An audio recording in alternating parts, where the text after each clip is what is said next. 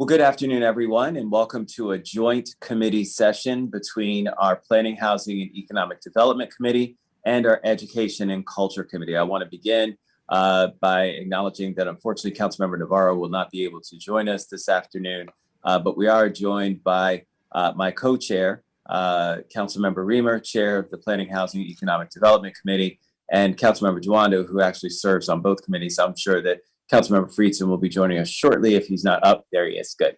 So Councilmember Friedson's on from the Planning, Housing, Economic Development Committee as well. Today's discussion is going to be on out of school time and the programming for the 21-22 school year.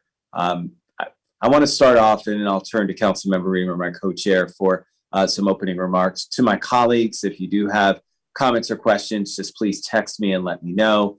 So I can put you in the queue for that. We do have a couple presentations. I do want to get through those presentations first, and then we can hold our questions to the but I just want to open off by saying, look, this has been an incredibly tough year and a half, almost 2 years, where children have been not able to access many of the out of school time programmings that we have. However, we've had great organizations that have stepped up to the plate, both public-private partnerships, nonprofits, as well as government, all coming together, understanding that our kids, while not being directly in person all the time in school, still needed a way for us to make sure that there was interaction. And thank God for that, because we see that even with the small opportunities we had to create interaction, we're seeing some of the repercussions of our children not being around each other and not being able to deal with one another and how to interact. And we're seeing that play out not only here in localities like Montgomery County and this DMV, but across the country. And it really is one that's indicative of the work that still needs to be done. It needed to be done before the COVID-19 pandemic, and it was important for us. And now it's even more important, and certainly something that will help to make sure that our kids continue to interact with one another, have ways in which they can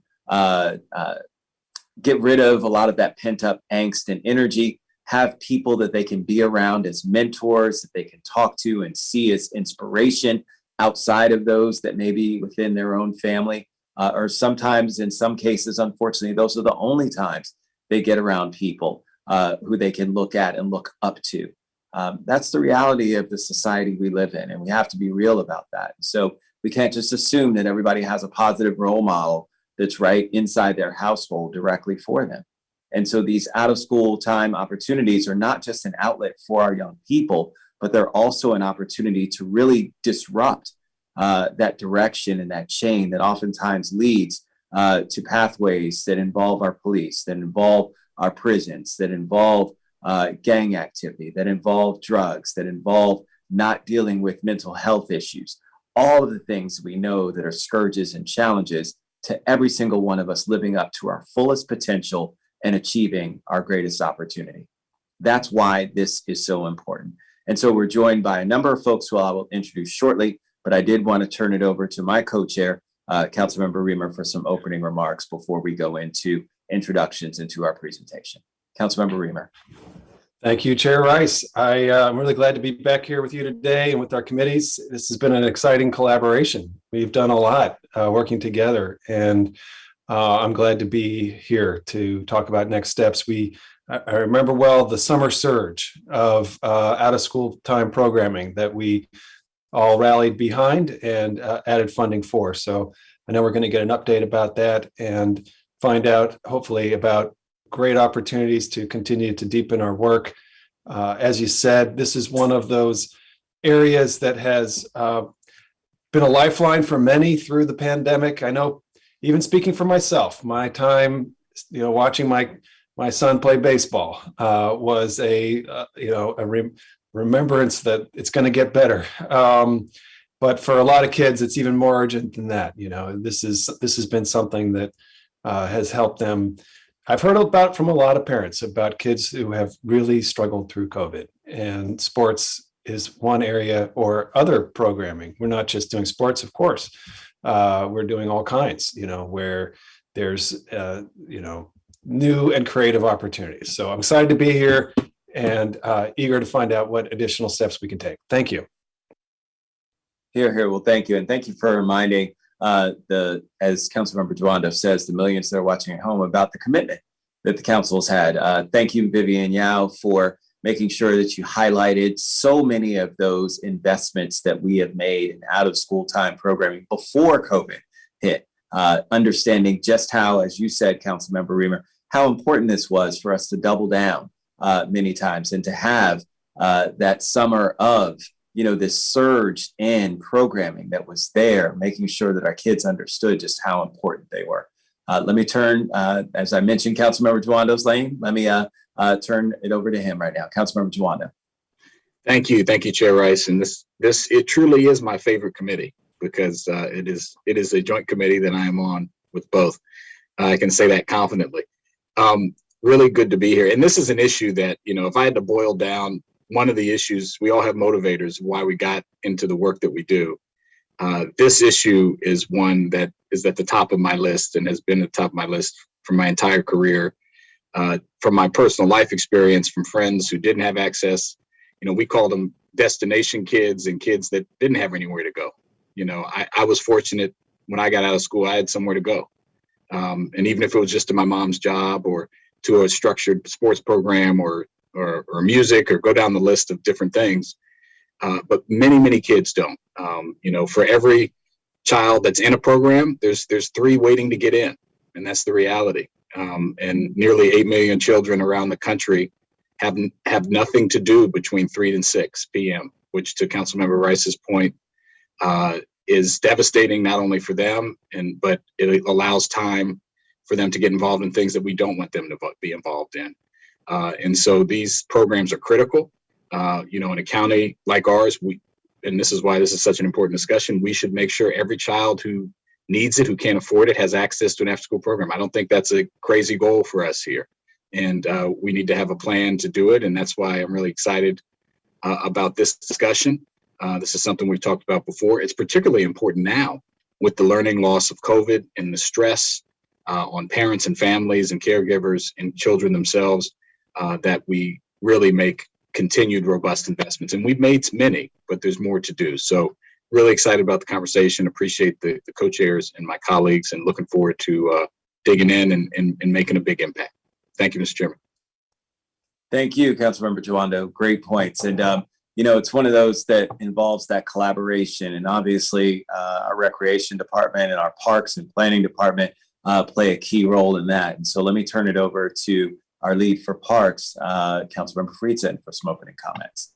Well, thank you so much. I'll just echo all the comments that have been made about how important this is and how we've focused on it, but we need to focus on it more. And we've committed to it, and we need to commit to it more. And how we were working on this before the pandemic, but the pandemic, like so many other things, has really highlighted the gaps. And I talk a lot about how in the pandemic, it really didn't create any new problems besides the novel coronavirus itself. It just took the cracks that already existed and just blew them wide open. And this is probably case in point to those challenges, that there are barriers, whether they be transportation barriers, whether they be cost barriers, whether they be other challenges at home.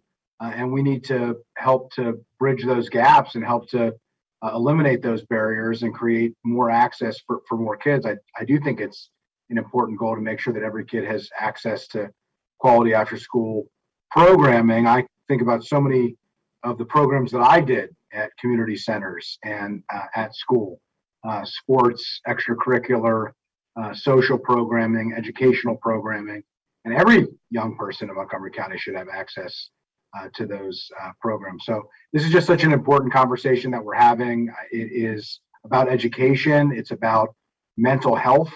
It's about physical health. And it is about economic opportunity, because we know that kids who have opportunities when they're young have opportunities when they grow. And we need to make sure that we're intervening earlier to ensure that that is happening. So I appreciate, Ms. Yao, of your work on this. I know that there have been a number of conversations and efforts with the stakeholder group, and I appreciate all that work and those efforts, and look forward to us continuing to carry the baton here of conversations, not only at the council, but when I was at the Collaboration Council, I chaired that board, served with Gabe Albornoz, who also chaired that board. These are conversations that we've been having for a long time and are more important today, perhaps, than they've ever been before. So I appreciate the fact that we're doing it. Look forward to the conversation. Well, thank you very much, Councilmember Friedson. So we're going to go ahead and jump into our packet. I did want to acknowledge some of the guests we have with us today before turning it over to Ms. Yao to walk us through our details for today. Ramona Bell Pearson, who's our Director of our Community Use of Public Facilities. Robin Riley, who's our Director of the Department of Recreation. Adrienne Clutter, who's our Division Chief in our Department of Recreation. Shane Tate, Director of Programs for Montgomery County Collaboration Council for Children, Youth, and Families, also known as affectionately the Collaboration Council. Kimberly Rusnak, Director of Children's Opportunity Fund. Byron Johns, the co-founder of the Black and Brown Coalition for Educational Equity and Excellence. Dana Edwards, the Chief of our Office of District-Wide Service and Supports for Montgomery County Public Schools. Nicole Elaine, Executive Director of the Office of District-Wide Service and Supports for MCPS, and C. Douglas Hollis, Executive Director of our Office of Finance and Operations for Montgomery County Public Schools. And we also have Luis Cardona, who is Administrator, Positive Youth Development, also which is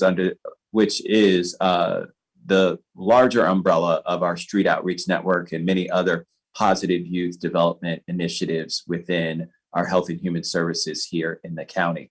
So I want to welcome all of you to this discussion today. Each of you, as you know, plays such an integral role in your own way in terms of addressing many of the things that you've heard all of my colleagues talk about. So I first just want to start off with saying thank you. Your continued support and partnership is what has kept many of our kids sane, has kept many of our children on the edges of the positive side instead of the negative things that oftentimes pull kids in when they don't have this programming. And so you're out there saving lives. And so because of that, we all say and owe you a debt of gratitude and thanks. So with that, let me turn it over to Ms. Yao to go ahead and walk us through the packet for today. Good afternoon, everyone. As the committee members have expressed, there was a need for these out-of-school time programs before the pandemic, but the pandemic certainly exacerbated that need and kind of lifted up kind of the exigent nature of that need. In the beginning, your packet shows a number of the appropriations that council made. And it's there to really illustrate the priority that the council has placed on making sure that students and children have the supports that they need during the pandemic and then in response and recovery thereof. So as a result of budget discussions, the Joint Committee asked that we return to have a follow-up discussion on how programming is identified, how service gaps are identified, and how program is coordinated among public and private providers and partners in this effort. So in this meeting, the Joint Committee will have updates from a number of these key stakeholders: CUF, DHHS, Recreation, Collaboration Council, Children's Opportunity Fund, and Black and Brown Coalition, and MCPS, about the efforts that they've been making to address those needs, as well as plan and identify needs in order to address them in the future. So in your packet, there's a summary of updates on terms of programming on pages 3 and 4 of your packet. There's also been a lot of work on trying to collect data and trying to assess needs, and also various efforts at coordination, and that's summarized on pages 5 and 6 of your packet. At the end of that are some key questions that I think that everyone is still struggling with and working on is how do we ensure that the information that's collected, that the needs assessments that different organizations are doing, how we make sure that this information is coordinated and everyone is working off of that, as well as identifying the priorities for delivering service, that everyone's kind of working in tandem. And what are the priorities for standing up additional programming and the cost implications of that? So having said that, the committee will have a chance to hear these updates on the different work that's going on and then discuss that when those presentations are done. Excellent. Well, I think that we're going to start off with, and Ms. Bell Pearson, I want to thank you. It's very interesting. You know, during closure of many of our public facilities, folks said, well, what exactly is CUF doing? And so understanding that so many of your employees were on the front lines and had been put into different places throughout the county. So I really want to thank your staff for all of their great work and continuing to answer the call in so many different realms that are other duties as assigned. But then also coming together to make sure that leading this work group around some very important work that needed to be done and convening all of our partners and stakeholders together to come up with some suggestions, some analysis, recommendations. All of that is just absolutely tremendous. So thank you for that, and I'll turn it over to you. Thank you, Mr. Chairman. And first, thank you for allowing me to address your joint committee. I want to let you know we have been very busy, and I have been acting as a coordinator for our group. However, every stakeholder has the same level of authority, ability, et cetera. And I want to thank all my partners in this. MCPS has come forward and done a yeoman's job of coming up to help us with some much needed supports. And then all of the various actors that we see on this screen, as well as many others who are behind the scene, were very productive in helping us. CUF is not a programmer, as you know. We are a permitting agency. However, much like an event planner, we end up being caught up in the whole event process. And as such, in providing the facilities, we also have to ask the hard questions of, you know, how's your funding? Have you thought about this? Have you thought about that? One key element we were able to bring before the pandemic, and even more so since the pandemic, has been grant funding that has supported the Facility Fee Assistance Program, which you all are very familiar with, because thanks to an appropriation that was started by Councilmember Navarro, we've been able to be very successful with the $75,000 for a few years now. However, I can tell you the success has been enormous as a result of CARES funding that was provided in a $500,000, which is listed in the list of activities that the committees have done by Ms. Yao's report. We have to date, well, last year we doubled when the CARES fund first came into existence, the number of permits as well as the amount of funding.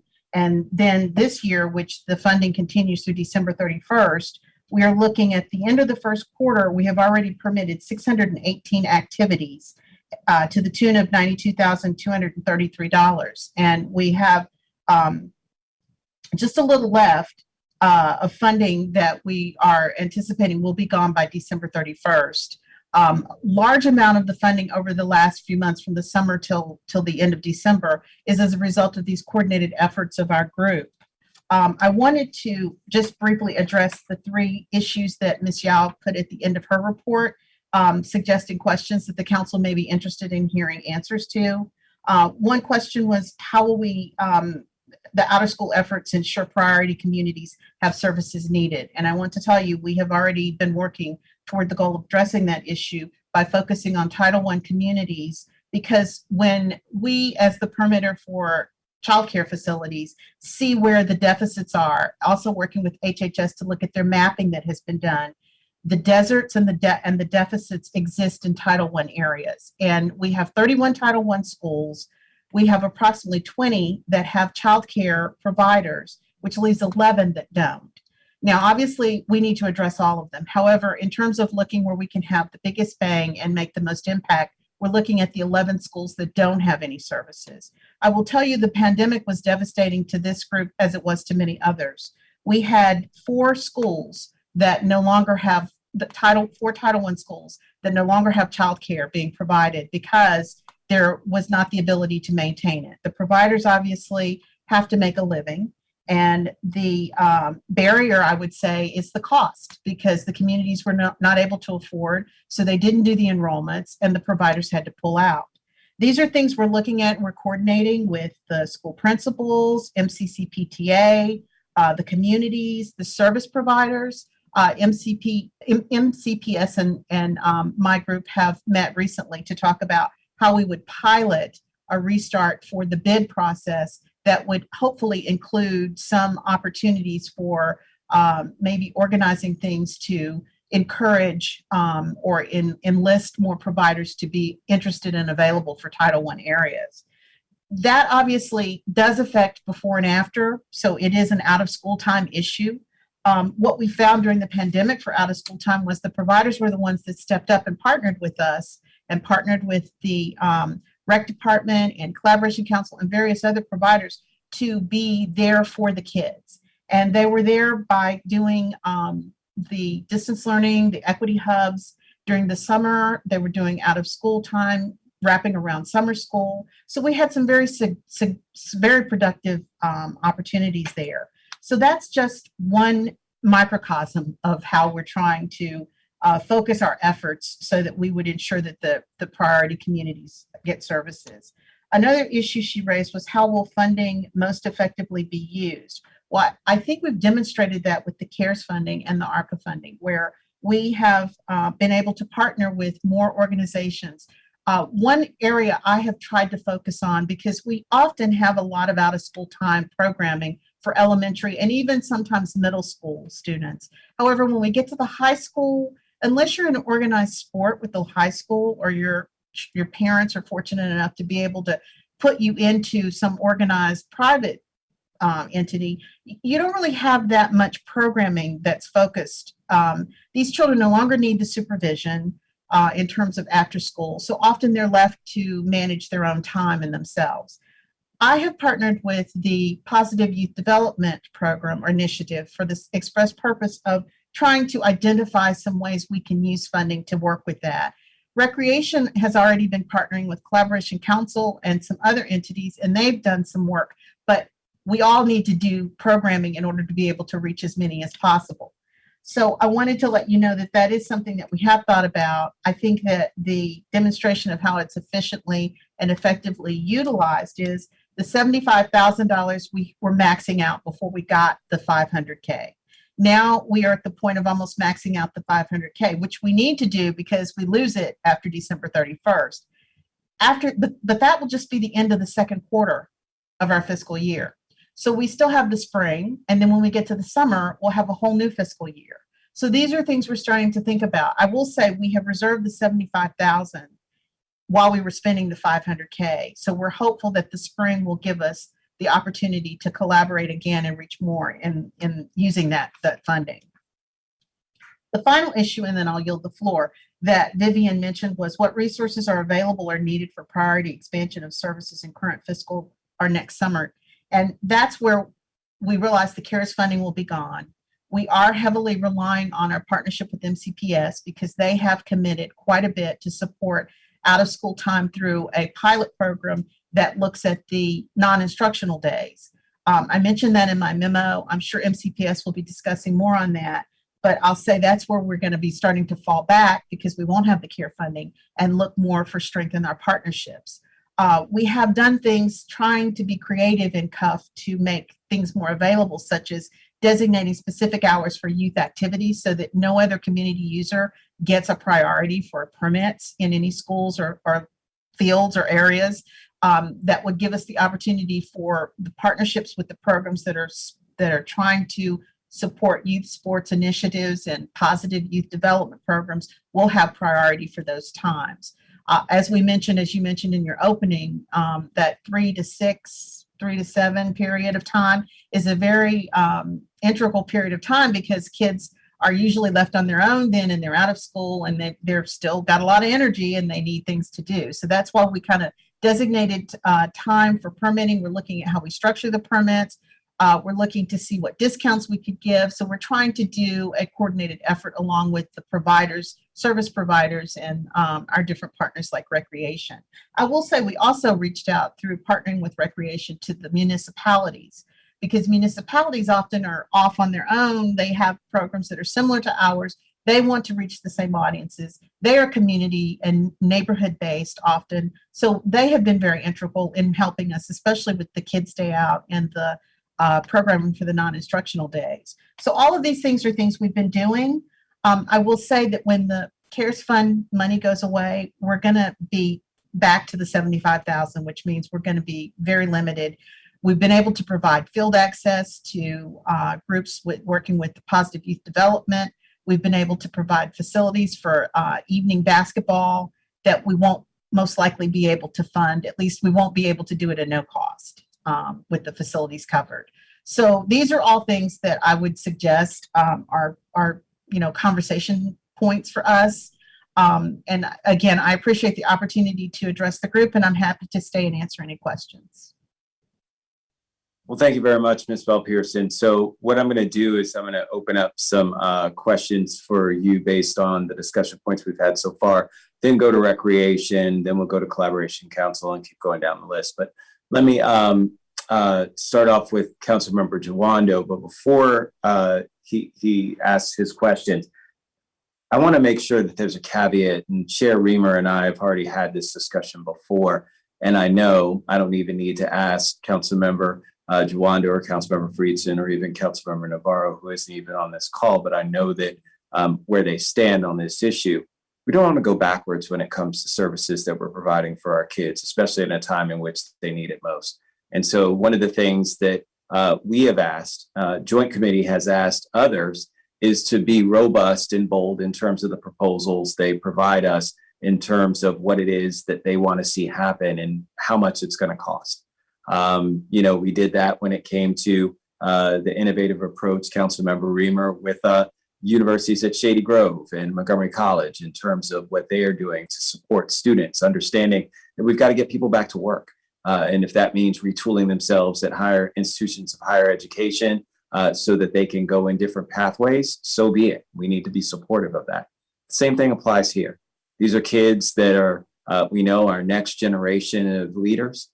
These are kids that, if we don't invest in them, are going to either increase or decrease our crime rates, increase or decrease our success rates when it comes to all the different career pathways that we know we need to be filled. We can't fill our nursing shortages if we don't invest in our kids now. We can't make sure that policing is more diverse and reflective of our greater community if we don't invest in our kids. We can't think about the cures for the next COVID-19 if we don't invest in our kids. And so all of this is incredibly important. And so that investment is certainly worth it. And so while I appreciate you flagging it, Ms. Bell Pearson, I also want to make sure that you understand that the support is there from this council, and I know the county executive, in terms of making sure that this is a priority. And so with that, let me turn it over to Councilmember Jawando. Thank you, Chair Rice, and couldn't agree with you more. Not only do we not want to take steps back, we want to expand and have a plan to do so. And this is the time to do it. And, I think, if not now, when will we do it? Right. To quote John F. Kennedy, if not us, who, right? So the 31 schools, Ms. Bell Pearson, Title I schools, great place to start. Good prioritization. And you said 11 don't have access, and then 4, does that include the 4 that lost access to an after-school program during the pandemic? Right. Okay, so that's inclusive of the 11? Yes. Okay. And then we were climbing to have 31, and then we dropped back. And so there's 11 that aren't covered now. Before it was down to 7. Got it. Right. Okay, so the 4, okay, got it. So 7 plus 4, 11. Okay, that's what I thought.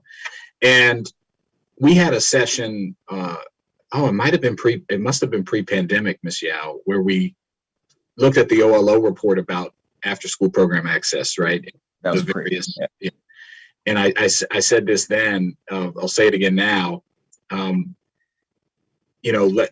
I said, well, let's come back. And I know there's various committees and groups that are going to meet and have been meeting.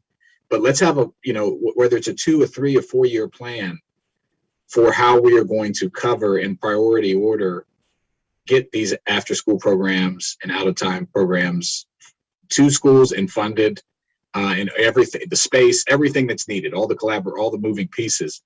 And I think, we have a unique opportunity now with the federal funding to seed some of that. But then you're right, we're going to have a sustainability plan, right? And that's going to require us to do our jobs and make sure that is there for the long term. And I say us collectively, all of us, MCPS, the county government.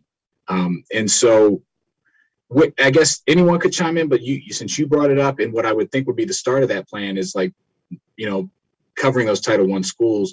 Has there been formation based on that report that we looked at almost 2 years ago now, of how we're going to address, Title I is that's emergency triage, right? But then you've got others where, it might not be Title I, but they're on the cusp.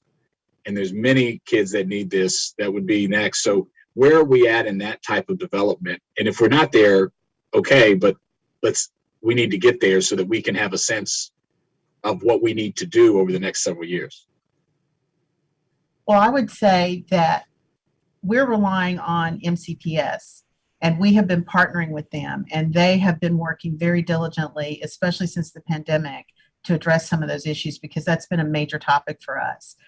They pulled in a work group, which I'm sure we'll talk about, that includes internal as well as external. It includes like the MCC PTA as well as principals, et cetera. And we're trying to do a collaborative effort to understand, because it's so easy for us to sit and say, okay, we think this is what the need is, or this is where the problem is. But until we actually go to the community and put the hands on to understand, we came up with the equity hubs, and people were signing up, but then not everybody was coming. And then when they went back to ask, it was an issue of transportation, which of course, you would think of, but not necessarily, because you're used to schools being in the same neighborhood where the family is. But in this case, we were consolidating locations in order to facilitate the highest use.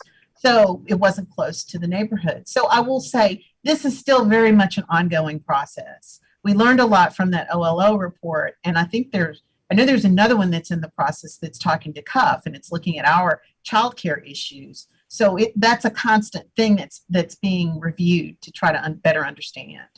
Right. And I guess MCPS, you can chime in now, or you can wait till after your presentation. But I realize that was a question that multiple people probably need to answer, because you all have a role. We have a space, we have transportation, we have programming on the rec side.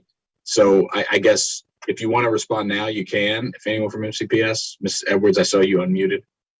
Good afternoon, everyone, and thank you for having us. I think this is a multiple pronged approach.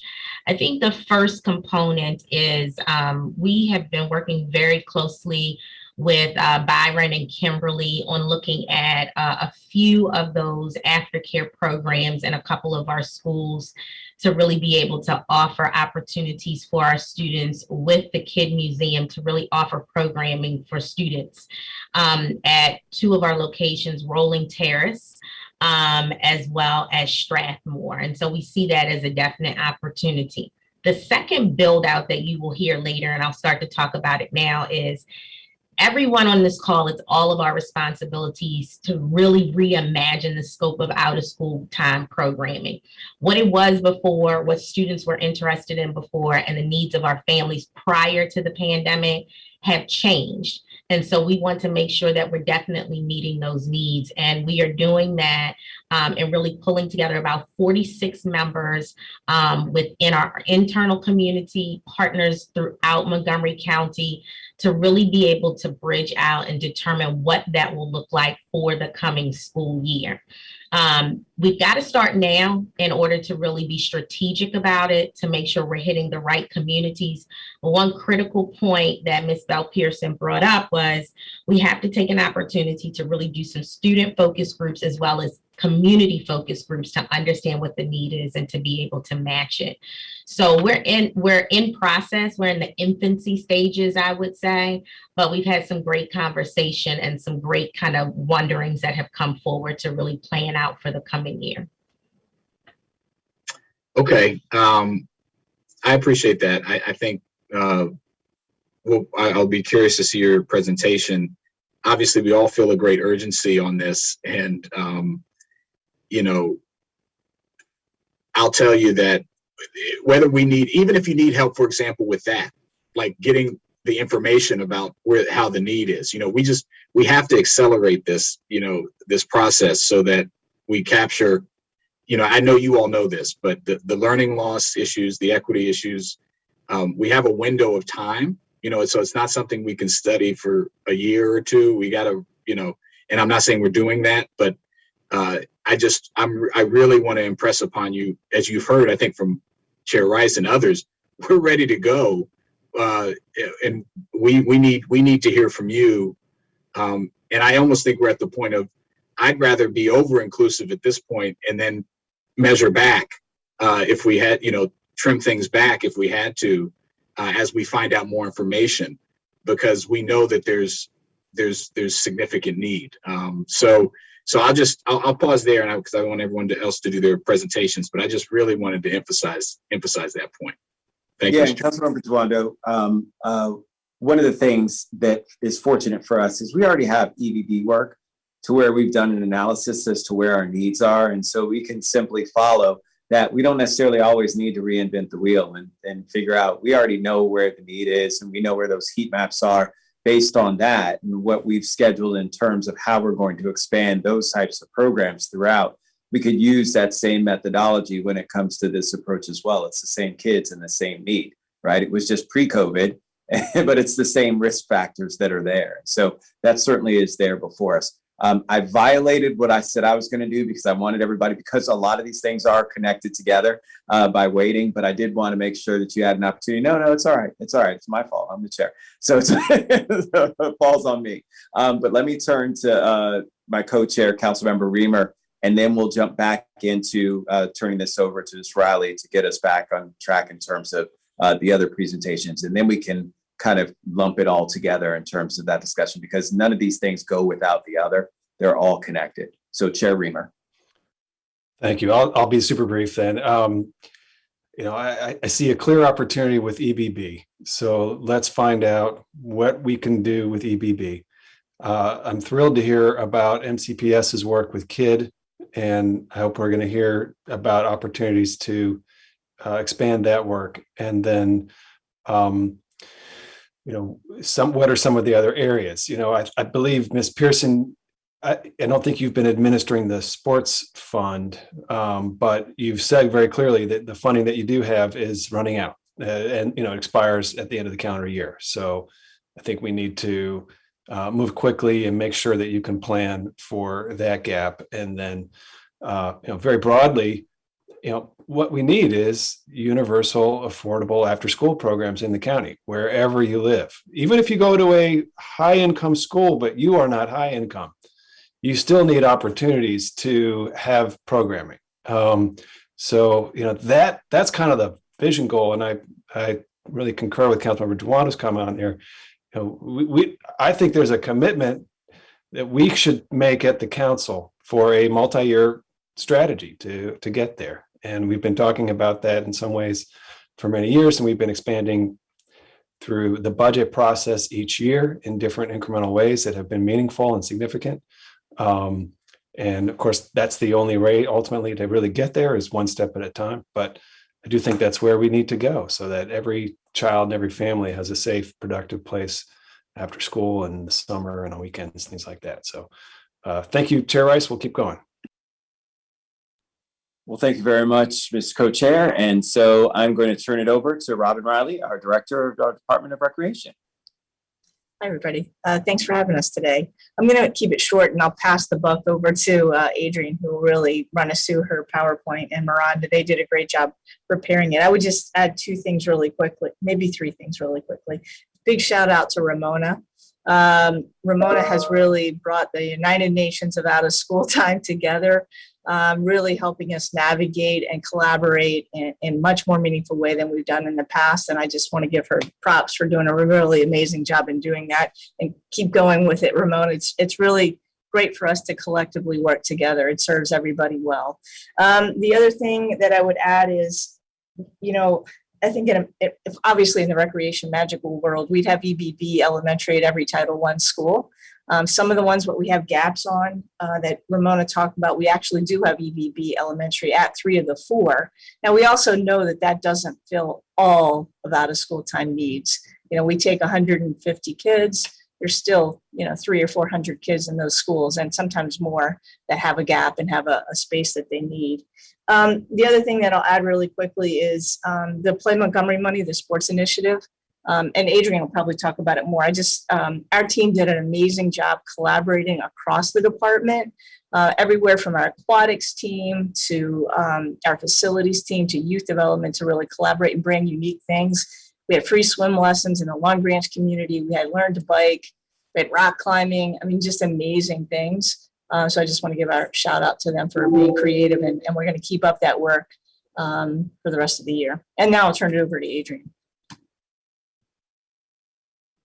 All right. Thank you, Robin. I also want to make sure that I thank Joanne Barnes, who's not with us today, but I know she's on a transfer of knowledge contract. But again, Ramona and Vivian and Joanne have been so wonderful in helping us get things launched.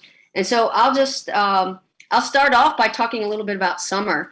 I'm thankful that summer happened. If kids didn't go to summer school, we are the first entry point of contact that they had seen in some time. And so we saw certainly some behavior challenges. But as you know, summer camp is where I like to say that social emotional learning and experiential learning was founded on. So we had a solid foundation to launch from, for sure. And we did see some behavior challenges, kids getting back on schedule. But, making sure they're in the right place with the right people in a structured environment really helped them get back to things like showing up to camp on time and learning how to socialize and really getting back into the thick of things. And so we did see and notice, thanks to Miranda Williams, who's on here, she's really our mastermind in youth development, that it reminded us that kids are resilient. And when we put these programs in place, they can get back to some level of normalcy, bounce back fairly quickly. And so again, I would like to see us continue to do so. When we sat down and charted our outcomes from summer, I think it was even surprising to how well we did in this environment. And we served just over 6,000 young people this summer. Now, still down from what we would call a traditional summer, but certainly better than what I expected in this COVID environment. We had many challenges.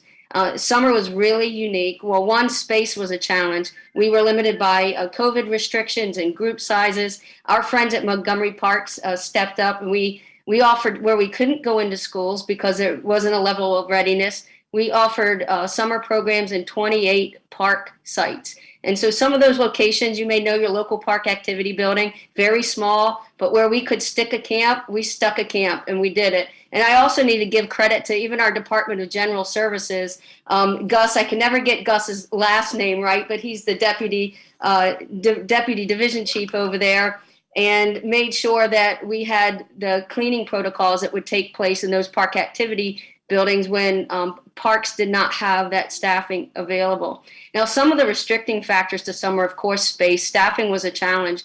We heard that not only across the state of Maryland, across the county, even some of our partners like Kid Museum, they were able to offer enrichment at several of our locations, but faced staffing challenges that made services limited.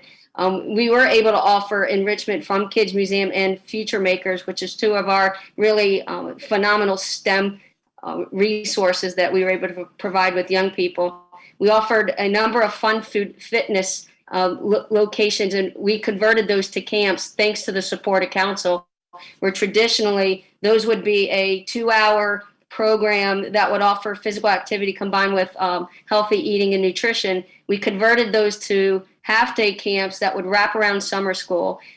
We partnered with Montgomery County Public Schools. They were able to add the transportation element, which was key to the success, and students were able to get home.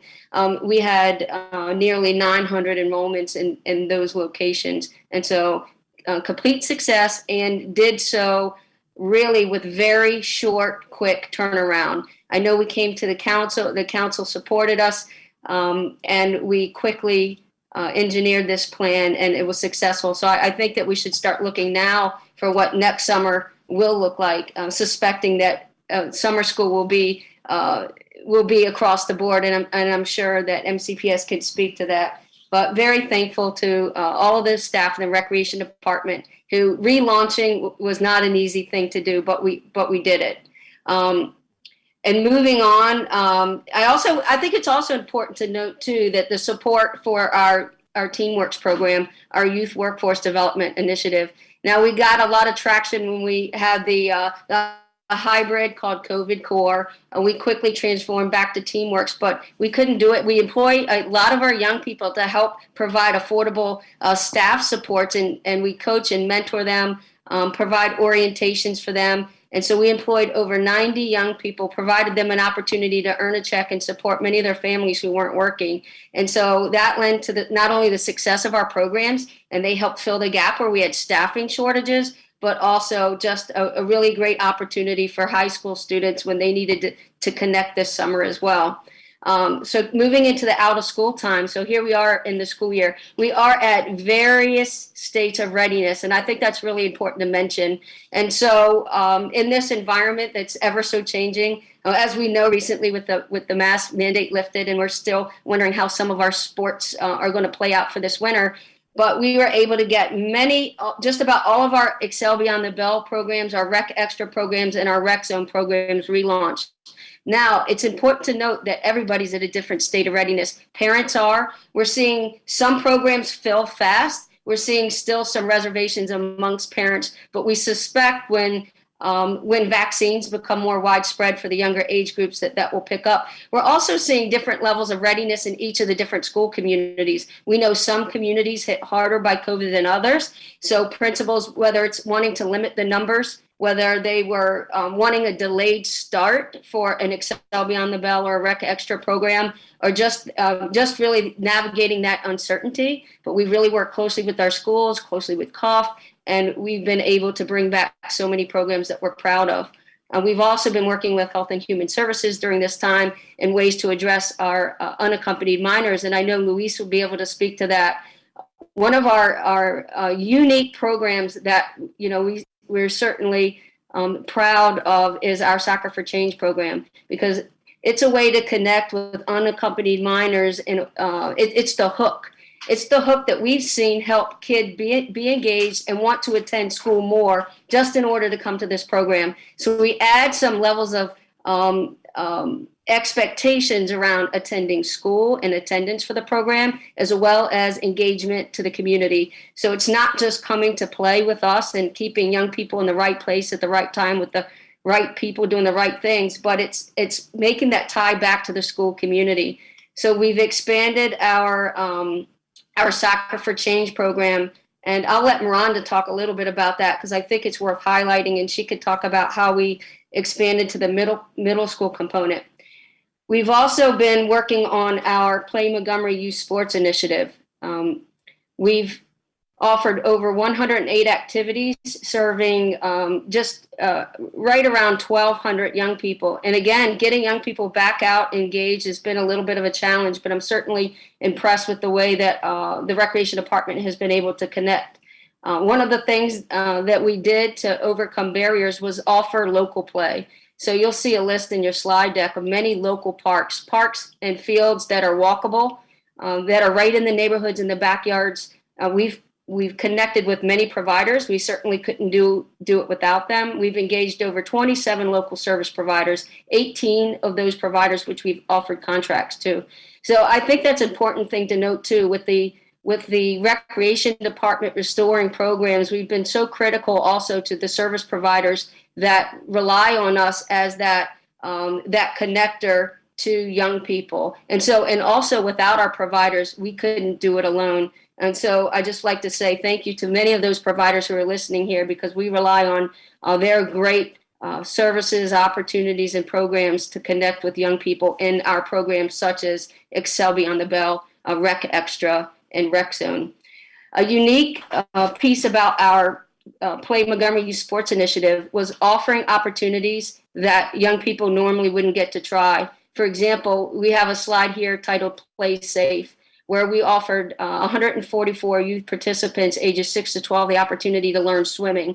And so they took swim skills, which we certainly know, going back to the racial equity element, that there's still a long-standing historical barrier for our young people, African Americans, young people of color, to access swimming skills and pools. I mean, it stems back to generational of historical patterns. And if you think about it, one of the things that we talk about in recreation are leisure patterns tend to be passed down from family, from parent to young person. So like Councilmember Rice, you like to snowboard, so maybe that your kids would be involved in snowboarding and skiing. And if you never have the opportunity to try on these new skills or new sports, then you may never know that you have an interest. So that's one thing that the Play Montgomery Youth Sports Initiative has been able to do. And I will say we're just scratching the surface, and there's a lot of work yet to do in that area. And the last thing that I want to mention, and then I'll stop there, is the Kids Day Out program in the partnership with Montgomery County Public Schools. And so we're looking at filling the gap on those days when school's not in service. We did have a soft launch in October on a half day. We had about 178 young people at 11 locations that were able to participate. Now, we have this internal, I will say, running joke that every time as we go along, we're adding jazz to it, thanks to Ramona, and we have here Dana Edwards from MCPS, meaning that we launched this soft launch, and now we're able to add things like we're looking at adding a meal component. We're looking at adding down the road, can we add transportation services, which we know will be critical to improving access as we go along. So we're just getting started. I think there's a lot of great things to come with Kids Day Out. We're exploring Teens Day Out and what we can do more with the middle school and high schoolers. I know a lot of young people are really interested in how they can earn their service learning hours. We heard that during the youth town hall, and so we're exploring opportunities in that area too. So right now, I really quickly want to turn it over to Miranda Williams, who's going to highlight Soccer for Change and some of the really key features around that we're doing with unaccompanied minors. Thanks, Adrienne. Good afternoon, everyone. Really quickly, Soccer for Change. It's been the primary program that we are using to address unaccompanied minors thus far, although we're incorporating that into many of our other programs, as Adrienne mentioned, Rec Extra, Rec Zones, our Excel Beyond the Bells. But some really unique things that we're doing this year with Soccer for Change is further breaking down barriers. So I'll say that in order to recruit additional female players, we have worked really hard to recruit and staff bilingual and female coaches and staffers that look and speak just like the players that we want to participate in our program. And that's really helped connect a lot better. We are offering transportation supports to practices and games. In the past, it's been really getting the kids to their Friday games, but we know that they also need transportation to practice. So we've been working really hard to utilize our existing fleet and our contract with buses to get young people where they need to be able to engage properly with this program. We provide them everything that they need to be successful in Soccer for Change. So that goes from uniforms to practice balls to coaches if need be. And we've had this year several players that are without their proper footwear. We've been able to work with local organizations and find funds to provide students with cleats to participate. We're really proud to say that we are currently serving students from 8 middle schools. So that is our add. We've been able to add a whole new middle school league to the program. And we are currently serving 11 high schools. So we have students from all over the county that are engaged in soccer several times a week. We have an all-star game this Wednesday. If you want to come and check us out, we'll be at the Martin Luther King turf field starting at 4 until about 9. And then our season wraps up on at the end of next week. So super excited about Soccer for Change. Our staff are really committed to continuing our partnership and our work with Montgomery County Public Schools to identify young people that really should be referred into our program, to connect and engage with them, and also to address those that are just recently coming to our country. Well, Well, that is exciting. And I know that colleagues, including myself, want to comment and ask questions, but we're going to hold and jump into Collaboration Council. And we will come back to you, I promise, because there are already a number of folks asking questions and have comments about that. So very exciting stuff. So I'm going to turn it over to Shane Tate, the Director of Programs for Collaboration Council. Good afternoon, everyone. Thanks again to the Joint Committees for this opportunity to really come back and thank you again for your doubling down of investments and commitments to young people and the collaborative work of every group that's represented here and our providers who are possibly listening to this opportunity that we have today to share some of what has happened over, and I'll go further back than summer, I'll go to the spring when we initially started having conversations with various council members about what some of the emerging needs were, some of those emerging programmatic opportunities needed to be for our young people. And I think I froze.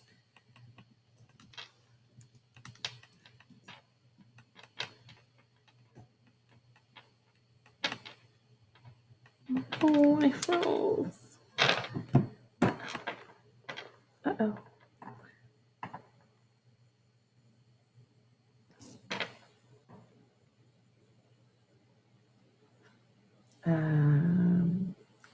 Going to.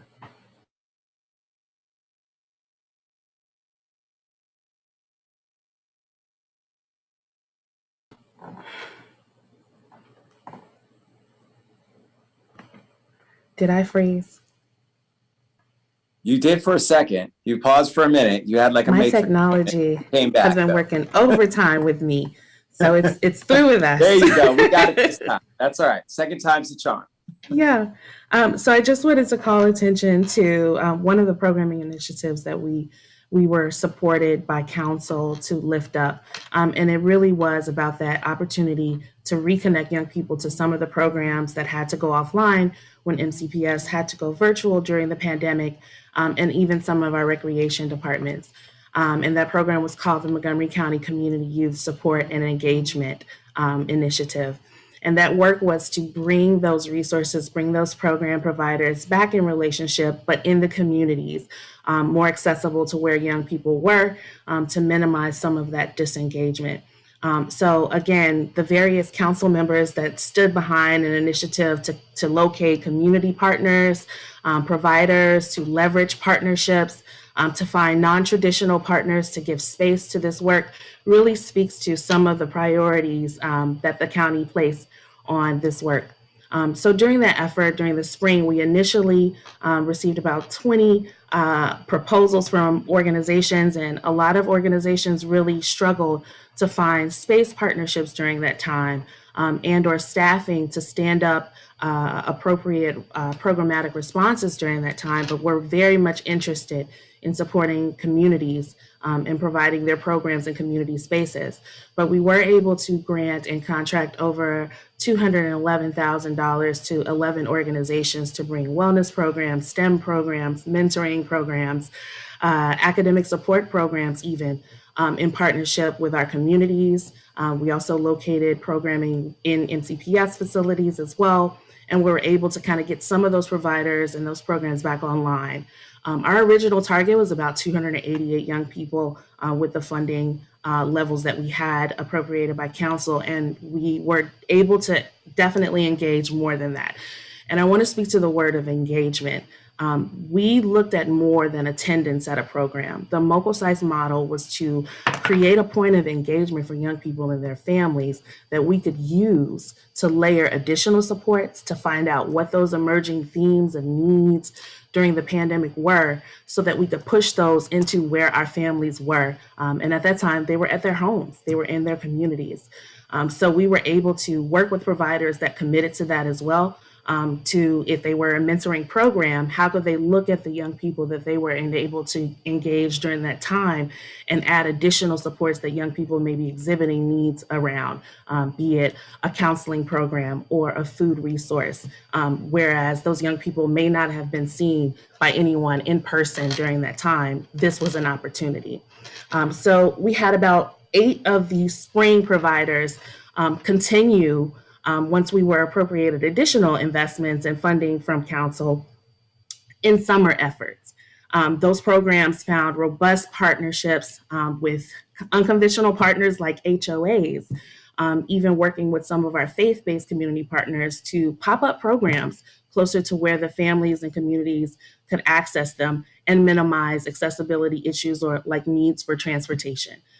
So those 8 programs then parlayed into a whole other cohort of folks that wanted to respond to this community-based program model, where we were able to then contract $386,000 to 17 organizations, inclusive of the 8 from Spring, to offer even more services closer to where young people were in their communities. Our average rate of participation reported across all of those programs was 90%. We definitely saw providers reach out even more to leverage some of our programming, our care navigation programs that really support behavioral health and therapeutic counseling through our Pathways to Services programs, to bring even more information to the families that they were connected to.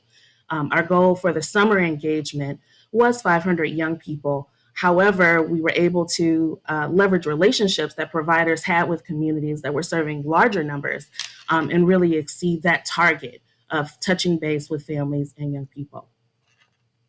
In addition to MocoSci's, we were a part of the Youth Sports Initiative with some amazing partners like our Recreation Department and CUF to really expand that equitable access of youth sports programming. So we were able to work with smaller providers that previously were under threats from the pandemic. They had to shutter their doors, like our schools, like our recreation department. A lot of them lost income as far as revenue for their programs, their staffing, to sustain their staffing through loss of fees or loss of program contracts or organizational contracts or organizational funding during the pandemic. And so a lot of the CARES dollars that County Council appropriated really allowed us to help recover some of that, especially during the period of March to December 2020, where a lot of the programs were offline, some of them supporting our EDB programs, some of them supporting our community centers. They were really struggling once those doors closed to retain their staff. So we were able to work with council to appropriate funding in the form of grants, recovery grants that help them recover and retain their staff so that they would be available when doors opened up again, when things were safer to engage young people. And boy, did they do that. We were able to reopen programs come that spring and summer of this year and really re-engage and re-enroll young people in a lot of different summer and spring youth sports opportunities. We had over 20 organizations contracted during the spring and summer. Of course, the dollars don't run out to the end of December, so please expect fall and winter numbers from us as well. And providers have really expressed a debt of gratitude to county for understanding the costs of youth sports as much as they want to expand to other communities. Sometimes those limitations around permitting costs have been really high barriers. So the work that we've been able to do in partnership with CUF, Ramona's team over at CUF, to break down those barriers has really made this all possible. Working with the schools, working with the Parks Department has given organizations spaces that they typically had not had access to. So that's been one of the strengths of that initiative and expanding accessibility to the providers who could then be more accessible to communities. I want to talk a little bit about some of the lessons that we've learned at Collaboration Council. The keys to what we found would be impactful across initiatives like Excel Beyond the Bell, the MocoSci's initiative, as well as the Youth Sports Initiative, really start with being able to access and organize and convene and coordinate a provider network. Adrian mentioned it before that we couldn't do any of this without our providers. A lot of them are nonprofits, but some of them are not. Some of them are independent consultants, as well as for-profit organizations that are really trying to respond to the communities that they have relationship and connection to. So a lot of the impact that we seek to have at Collaboration Council is to find those providers that have those authentic relationships with communities and that are really focused on bringing about developmental experiences that either want to do it individually or in partnership with our county's agencies like the Recreation Department or our MCPS. Another impactful contributor to our work are timelines that allow us to do that convening of providers, allow us to do that needs assessment, allow us to map the assets that are available to a community and identify what those gaps might be as well. When we have timelines that allow us to do that in a strategic and systemic way, we think that we can be an effective partner to the county and to our county's agencies to mobilize providers. We also know then that that trickles down to our providers to be effective at identifying program models that really meet and speak to the needs of the communities. The funding that we've been able to receive from council's investments has really helped us also build the infrastructure to respond to that work, specifically in the area of monitoring it, visiting programs and seeing what the programs look like, hearing from families, hearing from young people about the impact, as well as following up with providers and convening them and talking about what some of the barriers to the work are while they're doing the work. So being able to touch base, check in, and keep a pulse on these efforts has been a huge win to what we've learned about this work. And then leveraging strategic partnerships. I have to shout out Ramona's team again, because there's been a doubling down of prioritizing young people. And if we talk about what are the game changers for some of the providers, if you ask them today, they'll speak to things like space. I have relationships, I'm aware of the needs of the community, I have a program model, and I'm ready to serve, but I don't have a place to serve. Dedicated youth space, and that could be time on a schedule or a structure itself. But being able to have those spaces that are accessible to families can minimize the cost of things like transportation and or time to transport youth to programs, and the participation levels for families and young people. And the other barrier being transportation. So the partnerships with CUF, the partnerships that are emerging with MCPS around transportation are all invaluable to knocking down barriers to programs that we do stand up, that we do have current investments around, and to, you know, a multi-year strategy as well. And in the deck that is attached to the report, there are a lot of different slides that talk about, you know, some of the particulars as far as what types of services our providers were able to leverage. If you were connected to a Collaboration Council program, you were invited to your contract meeting, but you were also invited to a partnership and support meeting. And at that meeting, we talked about what are the other programs that you as a provider could plug into if you started seeing that your young people had other interests, also had other needs. And this is just a list of some of the resources. We saw providers connecting to other providers. We saw science providers referring young people to financial literacy programs if they were interested in that. We saw community-based organizations that were mentoring organizations tap into science providers and or sports providers. We saw unique partners like our HOA partner, Montgomery Village Foundation, open up their facilities and welcome in providers of all different types, arts, mentoring, as well as sports and wellness, to reach those communities as well. So that was one of the strengths that we saw across both MOCOSIS and YSI. When given the opportunity, we saw providers leverage each other, which could be a cost-saving value on programs as well.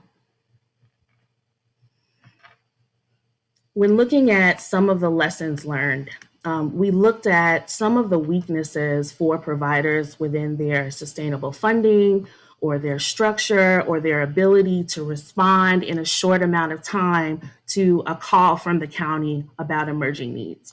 That was typically the thread that we heard across providers, that they want to do more, but they need to know in advance that the funding is going to be there, the investment is going to be there so that they can retain their staff, and also so that they can secure essential partnerships for space or leverage relationships for other program supports.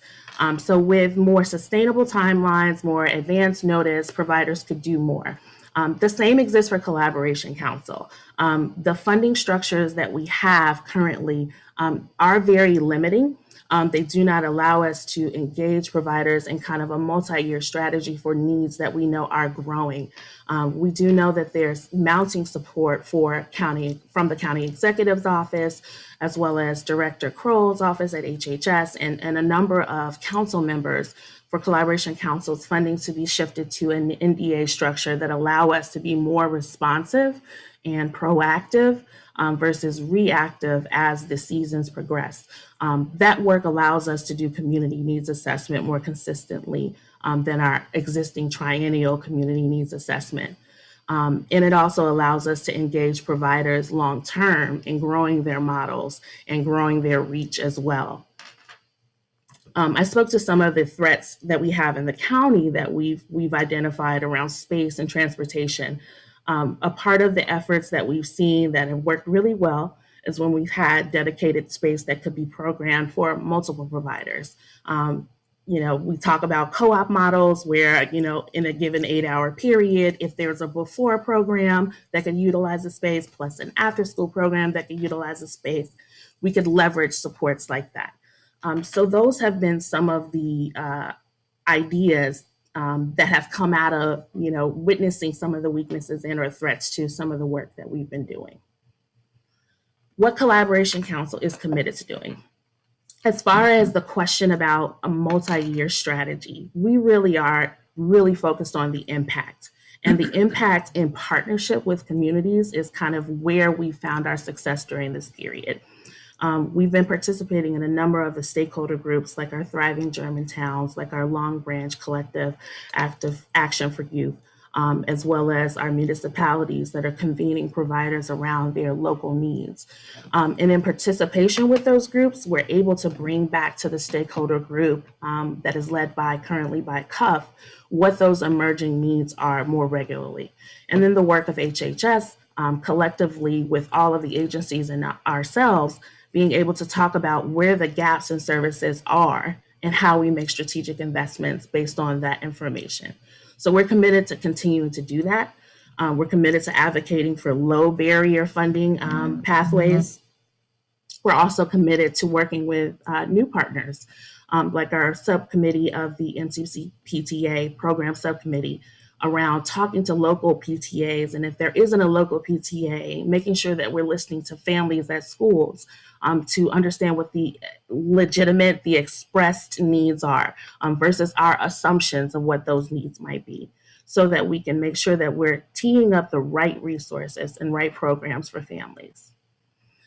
As well as continuing our existing work through our programs like Pathways to Services, which connects families to behavioral and mental health supports, and making sure that we have robust resources for families to tap into, like our care navigators that operate that hotline. The work that we do with every group on this call is very valuable to these lessons learned. They continue to inform our work. We continue to mobilize new partnerships in partnership with our Recreation Department, MCPS, and CUF. And we look forward to a multi-year strategy to continue to do so, especially in partnership with Council. Thank you.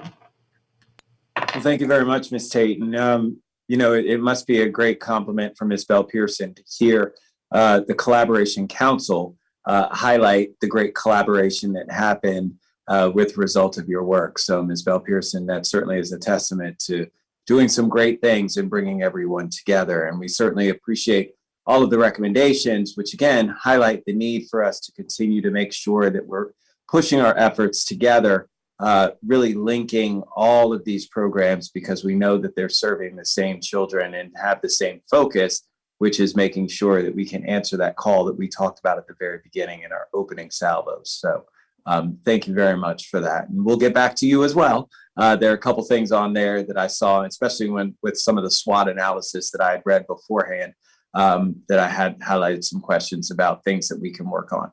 So let me jump to our Children's Opportunity Fund next. And Ms. Resnack, Project Director. Hello, Kimberly. Good to see you.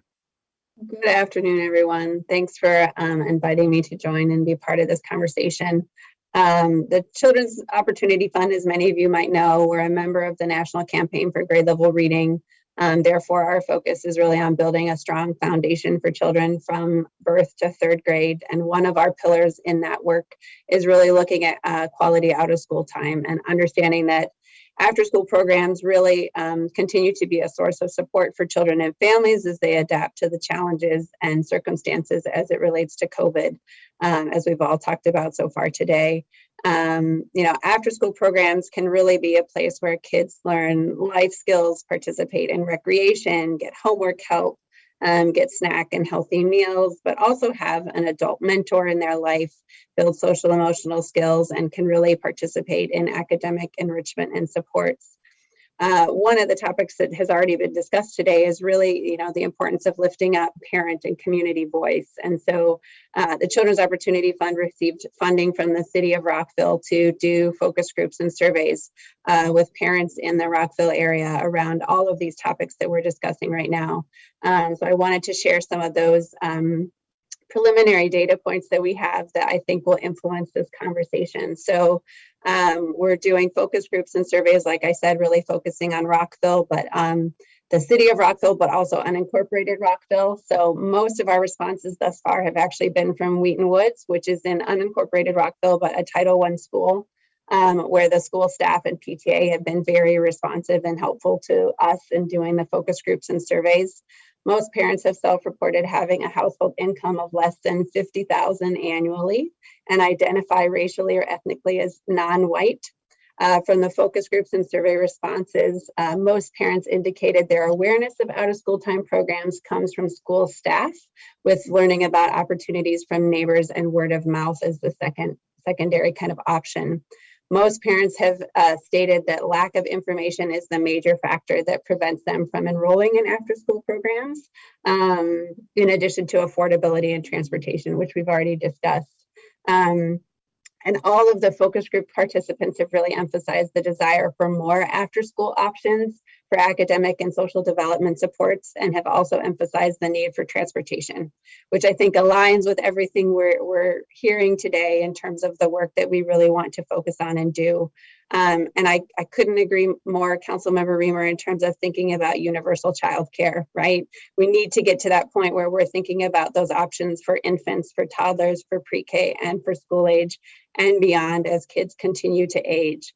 There's national research as well as international research around how those programs can really have a net positive impact on home life, family relations, and our economy as a whole. So I think we really need to start thinking of how do we get there as a community. And I think during the pandemic, the Children's Opportunity Fund really proved that we can lead in this space by quickly standing up equity hubs and working with childcare providers and others in the community to meet that immediate need. And our goal is really to pilot programs and show measurable impact, and then work to scale those programs in partnership with county partners. And we really are focused on, and you've heard all of us talk today about this knitting together of all of these different partners, all of these different intermediaries working in this space, and really working to build out a system of support for our kids, and really keeping that equity lens front and center as we look at that, and understanding what participation looks like for low-income Black and Brown students in our community, and how do we create greater access and greater engagement in that space. So we are a lean staff of 2, but we're working really hard to make a big impact in our community. And so we're developing a track record for really supporting innovative evidence-informed programming. And so this has led the Children's Opportunity Fund to be selected by the Maryland State Department of Education to receive a grant for the next 3 years of up to $900,000 to support 2 after-school programs at Rolling Terrace and Strathmore, which are 2 Title I schools, high need schools. I went to visit one of them on Friday. They've got 60 kids enrolled already. They were doing fun Halloween activities. It was great. And so in addition to that, we are also working with and partnering with MCPS, Black and Brown Coalition, and Kid Museum to stand up an innovative model with Kid Museum, where Kid Museum is actually coming into the childcare programs and providing 2 days of enrichment So they're doing that at Strathmore and at Rolling Terrace twice a week, helping them build out a curriculum that is 24 weeks long and 2 days a week for students in K-3 to really build out an intentional academic curriculum, but that also has social emotional learning as a part of it, and really building upon the relationships that childcare already has in the school and really building those partnerships between, childcare and the nonprofits in our community. So I think, what all of this really, well, actually, the other model we're building out with Kid Museum, I moved on too quickly, is also looking at having them do a standalone program. So as Ramona mentioned, there are some schools that have lost their child care providers. And so we're working with MCPS to potentially support Kid Museum to offer a standalone nonprofit kind of program after school, 2 days a week, using the curriculum that's being developed, that the Children's Opportunity Fund is supporting Kid Museum to develop, to offer a standalone program at some of those schools where childcare no longer is able to open. And so creating those open access and more equitable access to an enriching program like Kid Museum is a really critical piece to this, and ensuring that the curriculum integrates literacy as well as STEM and social emotional learning. They're going to be doing read alouds every, both of those 2 days when they're there after school, and really integrating, and what I think of is really that comprehensive after school program that is really blending all of the assets and experiences and opportunities that kids need and want to have.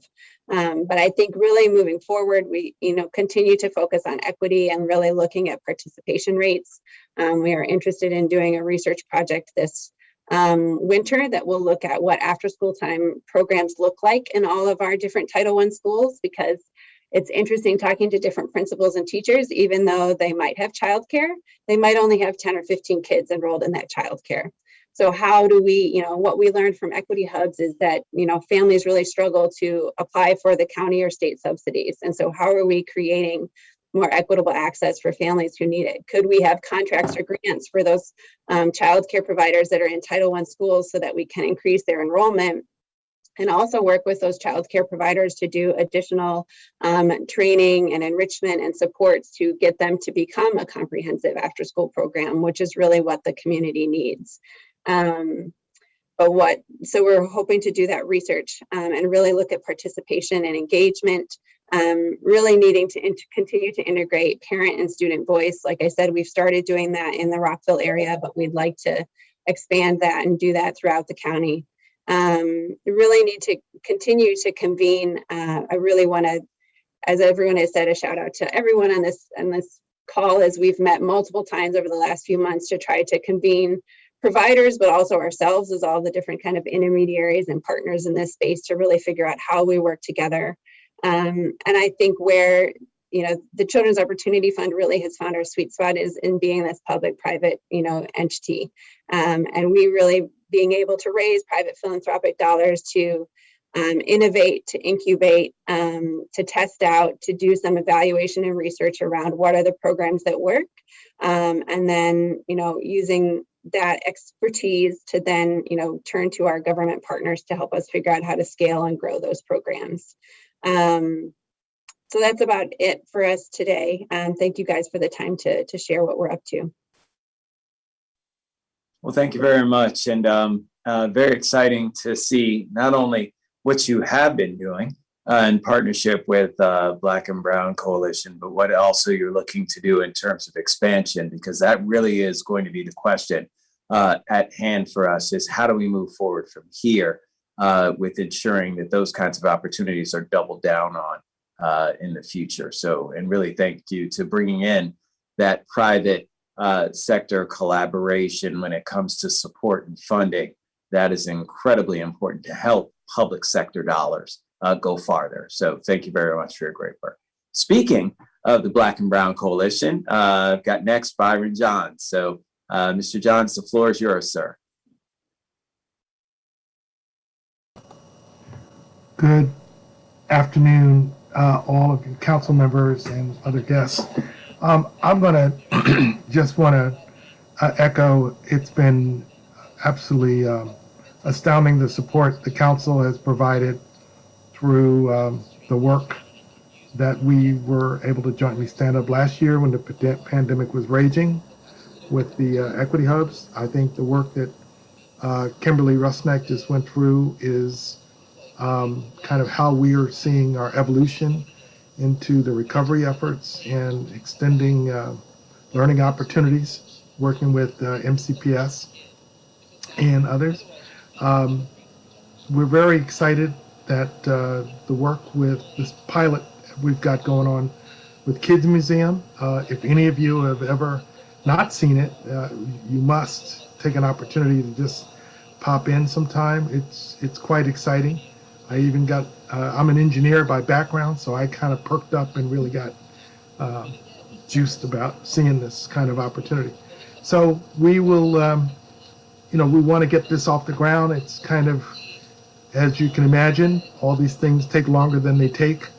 So we're anxious to get it off the ground. We've got a second pilot, as Kimberly's talked about, a standalone. Once those are going, we'll be coming back to you for support. Hopefully when we have the evidence that shows that this is in fact making an impact. I mean, we're very much focused on, as Dana has reminded us, this is all about evidence-based learning. So we want to make sure this is clearly making an impact. And when we get clear that that is the case, we'll be back on your calendar. So thank you. Well, you guys are certainly making my job easy because you guys just do automatic lead-ins for the next person to tee it up. So you've done that incredibly well, Mr. John. So thank you very much. Now let's turn to Dana Edwards with Montgomery County Public Schools. And you heard Mr. Johns, you've heard other folks talk about data. And certainly that is something that we want to make sure works. Look, we know that having a positive role model in front of some of our children who may not see one is benefit alone. But we also know that it's important for us to have the data to show that our children are doing better, that they have better impacts. Part of that is going to come through, and I know I've had many conversations with your interim superintendent as well as your president of the Board of Education about social and emotional learning and how we can start to measure some of that. That's really not done a lot at the school level. And so it's something that I think is very innovative in terms of an approach. So more to come there, I know. But as far even as data-driven approaches when it comes to performance in school, whether it's less interactions with guidance counselors or with school security or all kinds of things, better performance in their classes, all those kinds of things. I know you're tracking a multitude of data about what it is that we're hoping to have an impact, not just on the lives and the outlook that these children have, but also on their performance while they're in school. So with that, let me turn it over to you, Ms. Edwards. Thank you, Councilman Rice, and thank you everyone else who went before us and really uplifted the intense collaboration that we have done really around the children within Montgomery County. And so, yes, data is a part of it because we definitely want to make sure that what we're doing is working and it is having an impact on students academically, but also social emotionally. I want to go back to earlier where there was a sense of urgency created on the call around what are we doing right now? And everyone has centered their time on that. What you've heard a lot through our conversation today has been around that after school time, as well as a little bit about summer school and the programs that were offered after summer school. We indeed want to continue to look at our after school time, and we really want to be able to learn broadly across the system, the experiences our students are having, and is there an inequity in any place throughout our system that regardless of your zip code, we want our students to have limited, varied experiences, but also open up opportunities for people to be able to participate. The biggest shift for this year for us that has been a void in Montgomery County and in Montgomery County Public Schools are when our students are out on early release days, professional days, during winter break, and during spring break. These are typically times, I know when I was a student and I got out for an early release days, that was a joy for me, but there were limited opportunities for me to participate in, whether it be at my school or at local recreational centers. So we have collaborated with our partners for Montgomery County Government, CUF, Department of Recreation, as well as Kids Museum, to really look at our professional days. And that's the Kids Day Out that was referenced. It's a soft launch. On November 4th, that is a day when all students across Montgomery County will be out of school. It's the end of the quarter. It's a grading day at that point for our teachers, for them to look at how kids perform and to get ready for the next quarter. But this is a time where there may be limited structure activities. So throughout Montgomery County, there will be 14 rec centers that will be open. We will be offering scholarships to families who do need to be able to have that opportunity to have their children be someplace and not worry about funding for it. And we will also be offering meals as well. The second leg, when we start to move into the other professional days in January, April, and May, we want to be able to then incorporate transportation, because that is a critical component to get students to where they need to be. So for this particular year, in terms of where we see a difference in the work, not only the current collaboration that we've done with our other partners on the phone, but also looking at those opportunities for professional days and really targeting communities in which we know that there is an enhanced need. We also will be offering at least 1 to 2 activities during winter break, and we want students to be engaged in activities such as yoga, golfing, and then all of this other sports recreational activities. And again, that goes back to what I talked about earlier. What are their interests? And really being able to maximize and fill the number of open seats that are available for students to participate in. On November 4th, there are 900 available slots for our children to be able to participate in, and we want to be able to maximize that to the fullest extent and be able to understand their experience so we can replicate it and or enhance it in the future. And so we know none of this would be possible without our partners who are on the phone. So I do thank them a lot in terms of our work together, as Adrian said, jazzing it up a little bit to make sure we have who we need, when, and how. And then the second component that I don't want to leave out as we do forecast for the future is really streamlining the efforts around out of school time and the visioning for the coming year. What we're doing around the soft launch on the professional days, the winter break and spring break, it's exactly what it's called, a soft launch. But as we prepare for next year, it gives us more time to really build out more structured programmings that we hope to really take not only during the times that I just talked about, but we have to consider the late evenings as well as the weekends, and then also considering where families might want to be engaged as well with their children during these activities. So it gives us a lot of opportunity to look forward to the future. Last summer and the summer before, I know we all know that we offered summer school. We opened the doors for every student in Montgomery County, and we made it a free opportunity. But summer school does not last all day, and there were activities that children could participate in.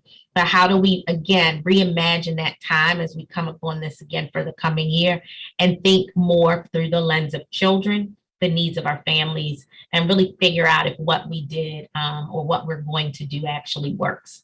So we have a slice of work that we're working on right now. And I think the biggest difference in the approach that we're making this year would be around our professional and early release days, winter and spring break. Those are times we've never tapped into. And then preparing for next year so that we can really be proactive, more strategic, and make families aware in advance so that they can sign their children up. Thank you. That is exciting. And when I saw it, being a parent, an MCPS parent, and I know that Councilmember Jawando, Councilmember Reamer, both, I'm sure, got the text message as well, or the email that came in, and I saw that, and I was wondering what it was. So that's very, very cool. I didn't get a chance to click on the link and open it up, but I saw that and I said, it's very intriguing, and it is something that you're absolutely right that some of us take for granted in terms of, you know, as my wife and I were just discussing yesterday, oh, that's right, Kaylin has a off day on Thursday, and what are we going to do? Well, the great thing is that we're fortunate enough to have, you know, a grandparent who's here to spend time with her and other kinds of things but for a lot of people, that's not the case. And maybe not having anybody at home allows for them to potentially, as we had talked about before, take a path in getting into something that they probably shouldn't be getting into instead of doing something constructive. And so making sure that all of that time is filled with opportunities for positive interactions, for positive reinforcement, for expanding their horizons and their outlook is just incredibly important, because we just know how dangerous it is out there when we don't have that structure.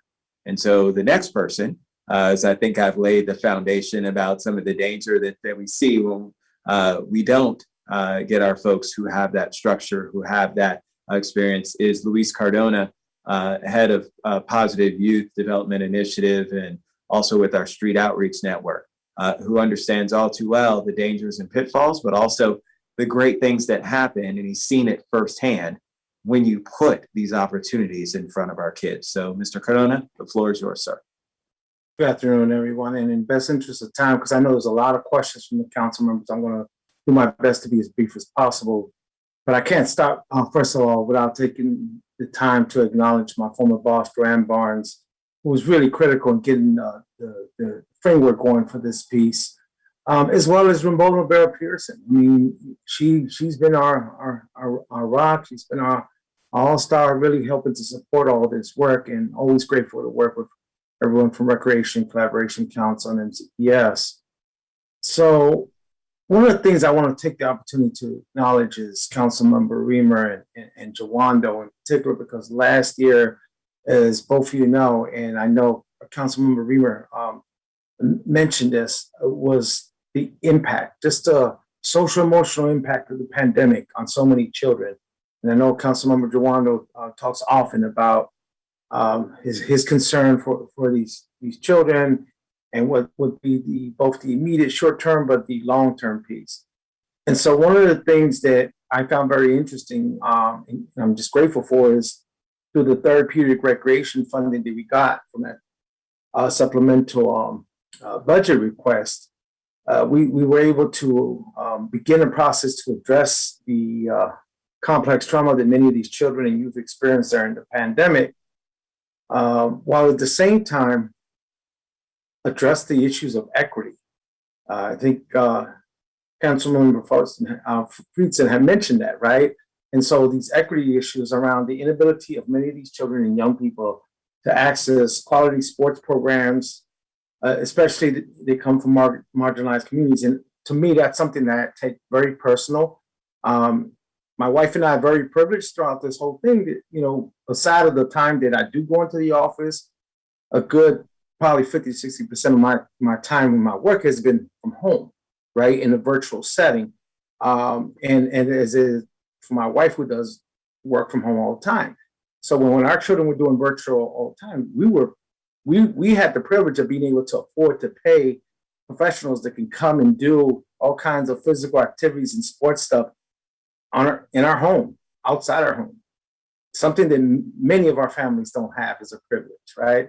And so for me, you know, when we started working on this piece around therapeutic recreation and addressing these issues, is how can we implement something that is something I would want my children to have access to, and everybody else's children.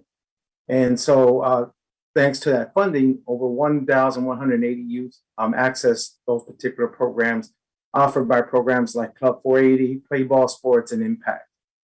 But I also want to acknowledge and give a big up to Sinead Tate and the Collaboration Council, because one of the things that we talked about very early on was that, yes, these families needed transportation, but we learned even prior to the pandemic, several years ago, when the Street Outreach Network started running mini soccer academies in partnership with Linkages to Learning, back when Miranda was over there at South Lake, that these families really needed something right there in their communities, like Insider Mill. And it was right there where it was easy, because what we learned is that even in these marginalized communities, you had a strong extended kinship with other residents, where they were like, I guess I would call them community godmothers of sort, that every child in that community knew. And the other parents knew that if their child was with so-and-so, it was going to be all right.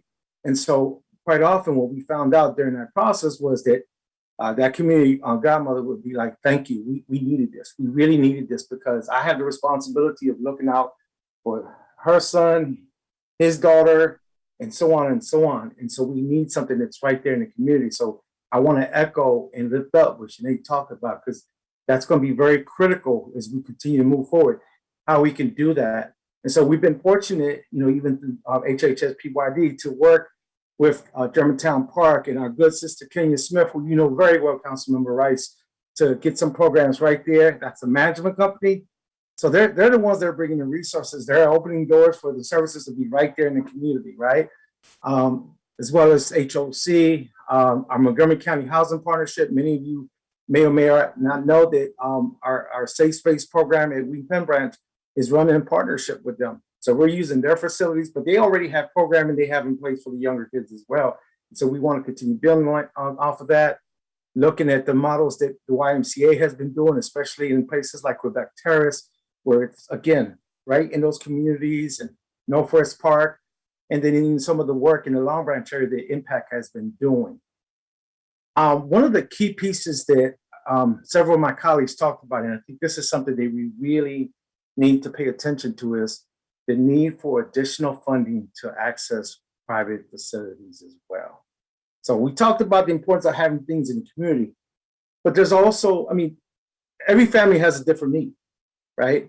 And so ideally, I know that for me, I have the ability through my wife, who makes much more money than I do, to access some of the top of the line facilities in this county, if not in this region, to send my boy to do baseball, or to send my other son to do soccer, what have you.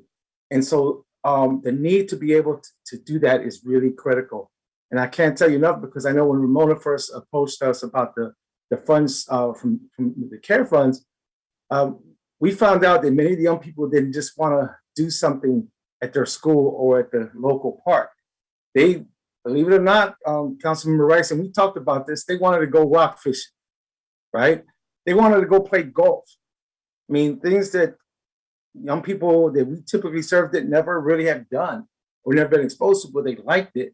But unfortunately, we couldn't use those funds, right? And there is no funding stream to really do that other than whatever operation I was able to dedicate through operations of the Street Outreach Network. So I do think that, and in the spirit of what Kimberly was talking about, and maybe that's something the Children's Opportunity Fund can help facilitate for us, is how do we pull in these private entities and say, hey, you know what? Here's an opportunity for you to give back and help us to kind of fulfill the vision of the county executive and county council around equity, in this case, social equity, right? Then one of the other pieces that I wanted to highlight, because again, I think it was echoed, it's not just about the sports, but really around the trauma piece, and that is the impact of gardening. And I know I see Councilmember Reamer laughing, because we've had these conversations about gardening, right? And so the one thing is that we saw that programs like Impact, even our wellness centers, started being more intentional about creating opportunities for gardening for young people. And the beauty of it is that it helped address two different things. On one level, we all know there's more than adequate research out there, and reports that speaks to the therapeutic value and the best practice of gardening for young people and children that have been exposed to trauma.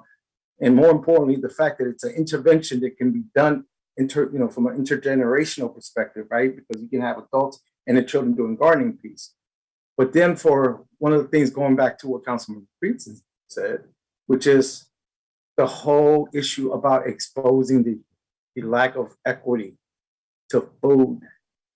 And so now creating those opportunities and giving children the tool sets, those same children who are impacted by food insecurity, to play a role in feeding their families.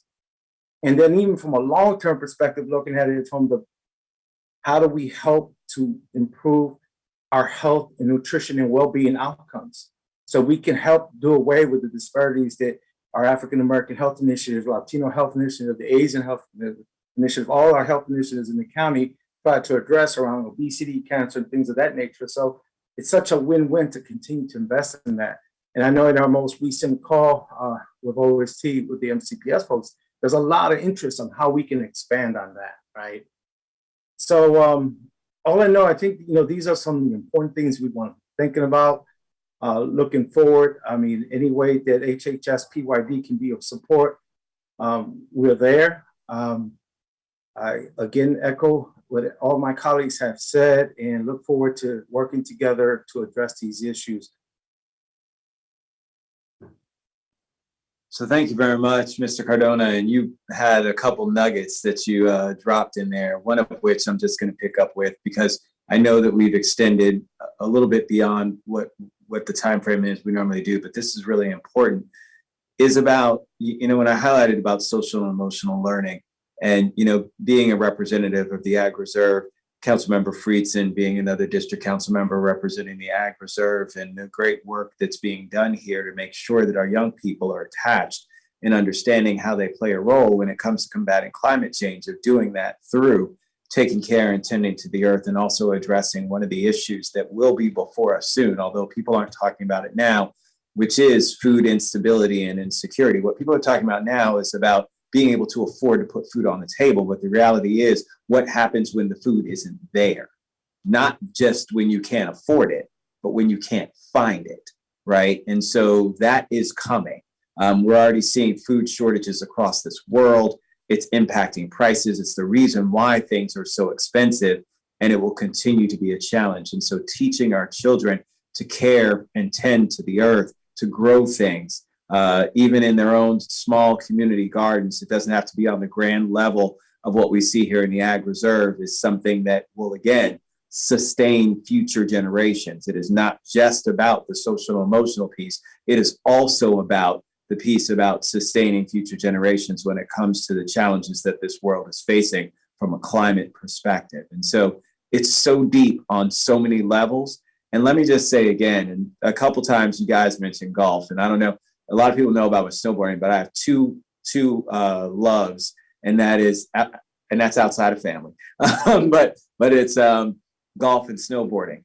And it's two things that weren't exposed to me by my family. I didn't grow up having parents who played golf or parents who skied or snowboarded. And it was actually a church trip when I was 13 that I went on that exposed me first to skiing. And I fell in love. And then with golf, it was work.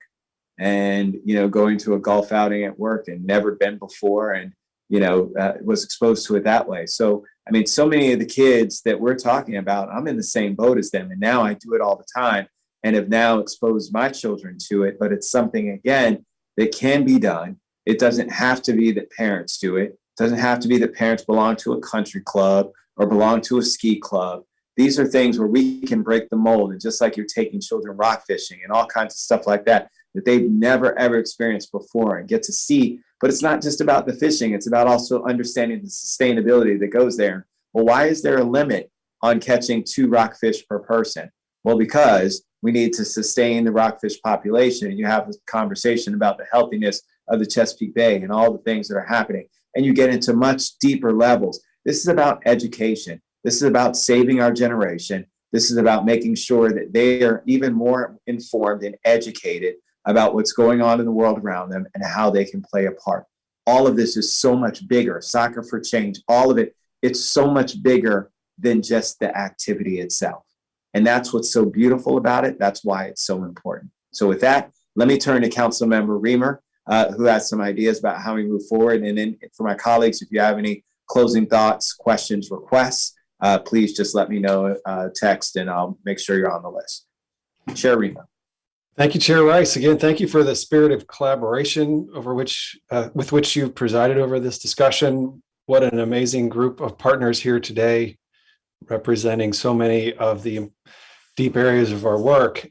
When we convened and we brought to our colleagues at the full council the idea of a summer surge, I think that we were all still trying to understand the duration of this pandemic and the depth of its impact. And we didn't know, we knew that this was a big area of need, but we didn't know how big it was going to be and what the impacts would be. And I don't think we actually even know yet. We're still groping our way through here in the dark, unfortunately. But I think we would all agree that it's going to take years to build out.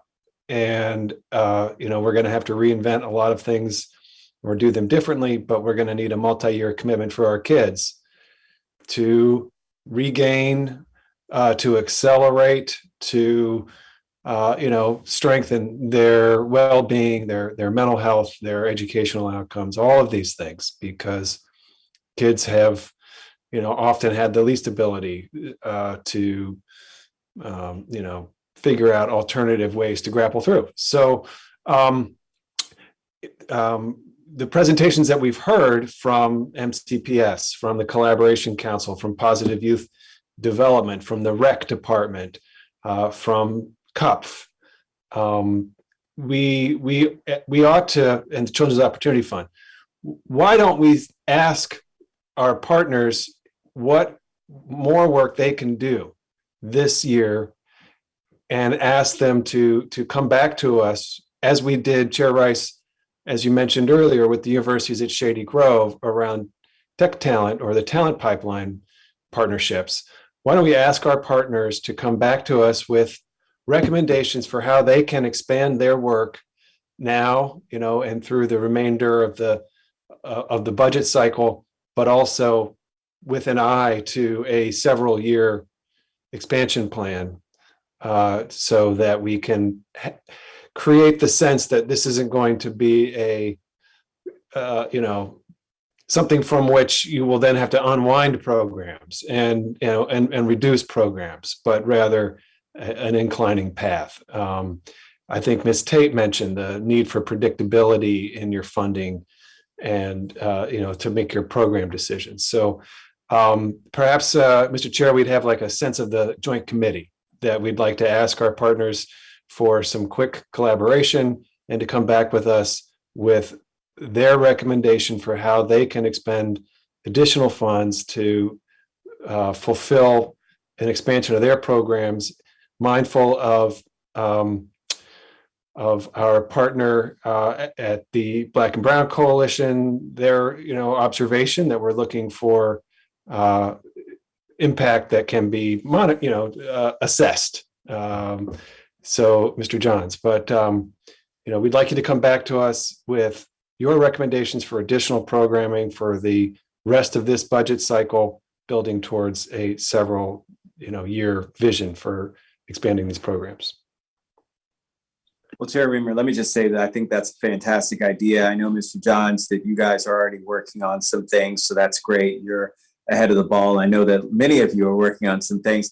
I would just like to add a caveat in this, that you also need to help us to identify. Many of you have already listed, and I read in the packet with your transmissions that you submitted to us. Transportation was mentioned multiple times.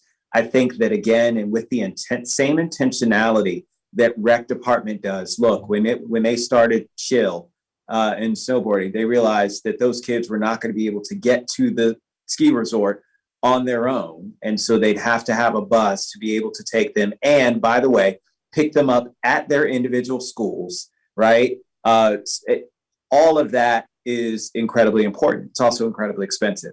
I know, I understand. You're talking about manpower and you're talking about resources in terms of vans or buses. But again, we want to think bold, right? We want to think innovative. We want to think about these ways in which you can, because I can tell you, every single trip that I've been on, and Ms. Clutter, Ms. Riley can tell you, every single trip that I've been on has been well documented in terms of how these kids have been impacted. You have kids that now are like snowboarding at the same level I am, and I've been snowboarding for over a decade now.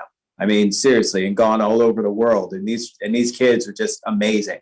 And that just goes to show you, when you give kids an opportunity, how well they can excel. But we've got to eliminate every single barrier, including the transportation one, right? So many of you have talked about affordability. Ms. Bell Pearson, I heard you in talking about some of the programs, and you may have to now charge. We don't want that. So let us know what it takes for us to make sure that those programs are still free. So what Councilmember Reamer is talking about, what you heard from Councilmember Duwando, and the other caveat is that this will be short term. We want to know what we can do immediately right now. That's what Councilmember Duwando was talking about, but he also talked about intermediate and long term as well. We also want you to start thinking about that also, so we can build that in. And that's what Councilmember Reamer was alluding to in terms of future planning, right? So we want to have that as well. So we want all that encompassed together. And of course, in integrating what Councilmember Friedson was talking about when it came to, and I know that you guys are all leading with this in your heart in terms of how we want to make sure that this is equitable, make sure that we're getting to the people who need it the most. All of that needs to be in there as a part of the plan as well. Who are we reaching out to? How are we going to outreach to them? I heard from you, Ms. Edwards, about some of the challenges. I wrote it down about school staff. We know that the reality is that school staff is different at different schools. Some people will do it incredibly well and they'll work with the parents and they'll, beat them down till they say, okay, fine, I'll put my kid in it. Whereas others will mention it and then just let it go, right? And so we need to make sure that we're beefing up that part of it as well so that everybody gets that same sort of doggedness to be able to participate, because I've seen it at myriads of schools to where it's done differently. And so we need to make sure we can do everything we can to achieve that equity that we're talking about, knowing that many of our parents will find out about it, but still, as I heard from your survey, still don't really have that much knowledge or consciousness about it. They just heard about it and that's kind of it. Well, we've got to make sure we do that follow up and all those kinds of things. That'll be incredibly important. I saw you.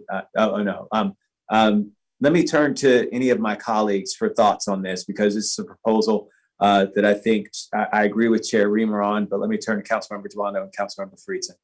I agree. I think, I appreciate the collaborative nature of this discussion, and that I think I laid out a similar vision at the beginning, and Councilman Reamer helped pull that together. And so, yeah, I think if there's any response on how the timing of that from the group, either now or shortly thereafter. I know some you might be able to turn around really quickly, like Ms. Bell Pearson, these programs are ending, you need this by then. I think, kind of sequencing it and giving us a sense would be helpful. But I do think we want to make some immediate, but also obviously before, as we get into the budget going into next year, we want to include. So I would just add, if you could get us something quickly, but realizing some of these might take a little longer. So it'd probably be staged, I would imagine, how you would deliver the information to us. But totally agree with the premise, and looking forward to really working with everyone to get this done. Councilmember Friedson. Yeah, thank you. Echo all of those comments. I really appreciate this discussion, and obviously you can tell how much interest there is here. We've been talking about it for 2 hours, and we could probably talk about it for another 2 hours. And there's a lot more work to be done. I'm just hoping as we continue. I just had a couple kind of follow-ups that I just wanted to put out there. One is this just question of standardized metrics of how we determine whether or not we're doing well in these programs, and how we can demonstrate what the outcomes are, what the return on the investment is, and how then we can make decisions as we move forward. And Councilmember Giovanna just mentioned the budget, not just this budget, but in budgets moving forward, of where we scale up, where we pivot, where we change. And so I just, it's obviously not ready for this conversation, but hopefully when we come back to this conversation, I hope that could be a key part of it. And certainly between the Children's Opportunity Fund, the Collaboration Council, these are organizations that are really focused on those things. And so, I appreciate the fact that it is a coordinated effort here. And I just wanted to put a marker on that and hope that we could do it. I'd love to hear what the thoughts are of how we would assess those outcomes, but certainly we don't have time to do that today, but hopefully we can come back to it. The other thought process related to the key stakeholder work group is just, how the efforts are being streamlined so we don't duplicate. I think oftentimes we do that in these spaces, and everybody is working really hard and maybe working too hard, but not necessarily coming back and coordinating as best as we can. And so, I think there's been a lot of progress here, in this crisis to coordinate and to collaborate, but just a little bit of intentionality and thought to how we build on that and institutionalize it and formalize it and make that part of the regular course of business of how we move these efforts and similar efforts forward. And so I'd love for that to be part of the discussion as we come back. And I see nodding from Ms. Yao and council staff. So I appreciate that as we think through what that looks like. And then I just had a specific question, if we could just get additional information moving forward. There's reference in the packet to the NDA and potential of working with the collaboration council and expediting the dissemination and distribution of the funding for these efforts. And I just think it'd be helpful to really understand what that means, and whether or not that's funding for all out of school time programming, and whether that's the thought process, whether that's specific to this. I mean, are we creating a arts council type framework here moving forward, which I think would be interesting, and something that I'd like to learn more about? Or is this just specific to the results of this conversation and the program that we're doing here, because we're on a tight time frame? Are we just moving that forward?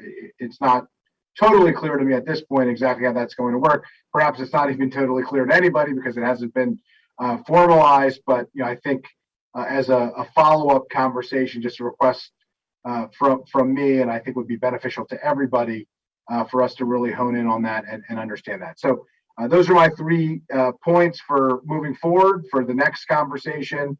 I just wanted to express my gratitude again to colleagues, to the chairs, and also most importantly to the stakeholder groups and leadership who have really come together, obviously, to focus on these efforts and try to carry out what clearly this joint committee, and I think the council broadly, has been focusing on, and then I think the county executive has similarly expressed his desire to do as well. So thanks very much, and look forward to the continued conversation. So Councilmember Friedson, I agree with you wholeheartedly. And I think that when we get the presentations back to us, or proposals, I should say, that's where we can then delineate what we'll do in terms of answering the questions around structure of how we intend to use funding. I mean, partially, what I will say is this, is we also have, there's additional funding from what I understand as part of the Build Back Better that we might be able to use for this as well. It talks mainly about social and emotional learning. There's a big chunk of it that's in there for that. The president is actually very keen on that, and that still has remained in my conversations with Senator Van Hollen and Congressman Raskin. And so I'm very excited about that. My role as the NACO chair for Human Services and Education. We've been very passionate about keeping some of those things in, and we may be able to utilize some of that and leverage some of that funding. I've talked to the county executive about that as well, and potentially baking some of that into his budget for this upcoming year. So there's a lot there. So let's discuss all of that in collaboration. Obviously, that is one-time funding. However, it can certainly help to jumpstart and get us moving forward, and potentially help to fund, if we did it and funded the NDA, for example, then that would be money that we could draw down from that perspective, and leverage with Children's Opportunity Fund to get private sector funding to actually match and balance what it is that we're doing. So there's a lot of options that are out there, but I agree with you. Those are all very important points. I saw Ms. Yao feverishly writing, so she's making sure that we have all of that down so we can discuss that in collaboration in collaboration with our analysis of the different recommendations and requests for funding that we have. So thank you very much for highlighting that. That's incredibly important for us also. Any of my other colleagues have any other questions or suggestions? So I think for us, we'll probably need to set a time frame for when we should have things brought back to us. It is the beginning of November, so I would think maybe giving a month. So we could do it December. We were already talking about coming back before the end of the year anyway, for a number of other things that we'll be doing before we go on recess. So I'd like to do this before we go on recess. It would give us an opportunity to make sure that the county executive has an idea of what our priorities are in case he does want to include it in his budget. So we don't have to do supplemental appropriations, but it could actually be already in. Either way works for the council, I'm sure, but certainly want to provide that opportunity. So I'm looking to all of my colleagues who are partners to see if something like that seems realistic, if a month seems realistic time frame for you. Question for you. Please. Ms. Bell Pearson, for example, was talking about funding expiring at the end of the calendar year. I think other partners are talking about implementing programs in the spring. I believe you're describing a two-step process. One is funding that would be short-term, and the next is funding in the budget for this coming year. So, if it's possible to have a joint committee meeting before, like the last, I don't know, I'm not looking at the calendar, but the first day or two of December, and then maybe the full council could take action like the following week, something like that, might enable us to be quick about it. Otherwise, we'll be unable to adopt an appropriation until mid to late January. So I think we need to explore timing a little bit. I will say that the $75,000 that is normally in the facility fee assistance program has not been touched because we had the 500,000. So Okay. when the 500,000 is expended, we will have that 75,000 for, that would cover a month or two of this level of funding. Okay. Great. Well, that's good to hear. I mean, I guess I'd just say, Right. we can move as quickly as necessary. So if our partners say we need clarity now so that we can have programs in place for this winter and spring, then we should be aware of that. And if it's, whatever the timelines that is necessary, I think we could certainly meet. Right. Thanks. No, I agree with that, Chair Reamer. And so I think that, again, what I will say is this, is I think that, so Vivian, you've heard you've heard Councilmember Reamer. I agree with that. I don't see any disagreement from Councilmember Duando and Councilmember Friedson. So from that perspective, from a timing aspect, you've heard what our objective is. So if you could work with partners in terms of just making sure that we've got this scheduled, as you heard Chair Reamer say, so that we can address giving our partners time, because part of it is I don't want to rush them in terms of being able to get, with all the other myriad of things that they're doing, get these proposals to us. But then on top of that, that we have enough time to actually act before we go on recess, with having joint committee and then sending it to full council. That would be fantastic.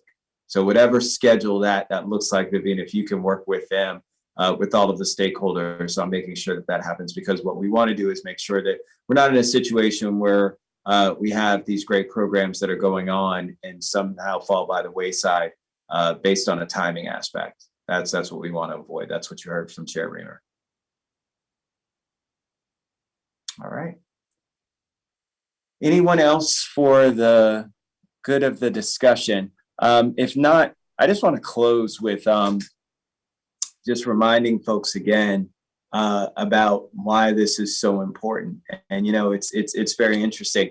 And I want to bring up Luis Cardona, because he sees all too well about what happens when we don't do the work, right? And all of you do. But he sees it, it's part of his job on a daily basis of being out in the streets and interacting with some of our kids. We just had a young teenager that was gunned down at a basketball court. And that basketball court was a place where, when I first got elected, I promised the community that we would develop this brand new Plumgar area as a place where kids would be safe, as a place where kids would be able to play and congregate together. That was my promise to the community back then when I first ran for office in 2005 and got elected in 2006. And so it was incredibly personal to me to see a person like Axel Trejos get gunned down there, and what it symbolizes in terms of the things that we still need to do. We can build the buildings, but we've got to have the programs in place and the adults that are there and the support that's necessary to make sure that it all comes together. And so that's what we're talking about today. We're talking about making sure that it's not just about building the buildings, it's about the people, the resources that we're going to provide to these young people, to families, to make sure that that happens. Because, these tragic losses, regardless of whether you say that the kid was a good kid or a bad kid, and I love how Lance, who was the principal at Northwest, used to always say, look, I don't have bad kids, I have kids who make bad decisions. And that's the reality. Every kid is born a good kid. And based on what exposures they get, what kind of resources they get or don't get, shape them into who they are when we then interact with them. And so we all own that. We as a society, as a community, all own that. And so if we can do more of this, we know that we'll have more kids who will make good decisions, right? We have more kids who we know will not end up gunned down in the street, participating in activities that we know they shouldn't be involved in, and just focused on themselves and living out their futures and living out to great expectations and all kinds of things that they can accomplish and become. That's what we're all working towards. And so I just want to close by again saying thank you to each and every one of you, because you guys are making it happen in terms of making this dream come to reality. That's why we do this. That's why we got into office, as you heard from Councilmember Jawando. It's what each and every one of you care about, which is why you get dressed every morning and go into the office or go into your living rooms or kitchens or dining rooms or wherever and get on Zoom and do each and every day. That's why we do the work. So let's keep doing it. Let's work together. Let's collaborate in terms of making sure we can continue to save lives. Take care, guys. Have a great one. We're adjourned.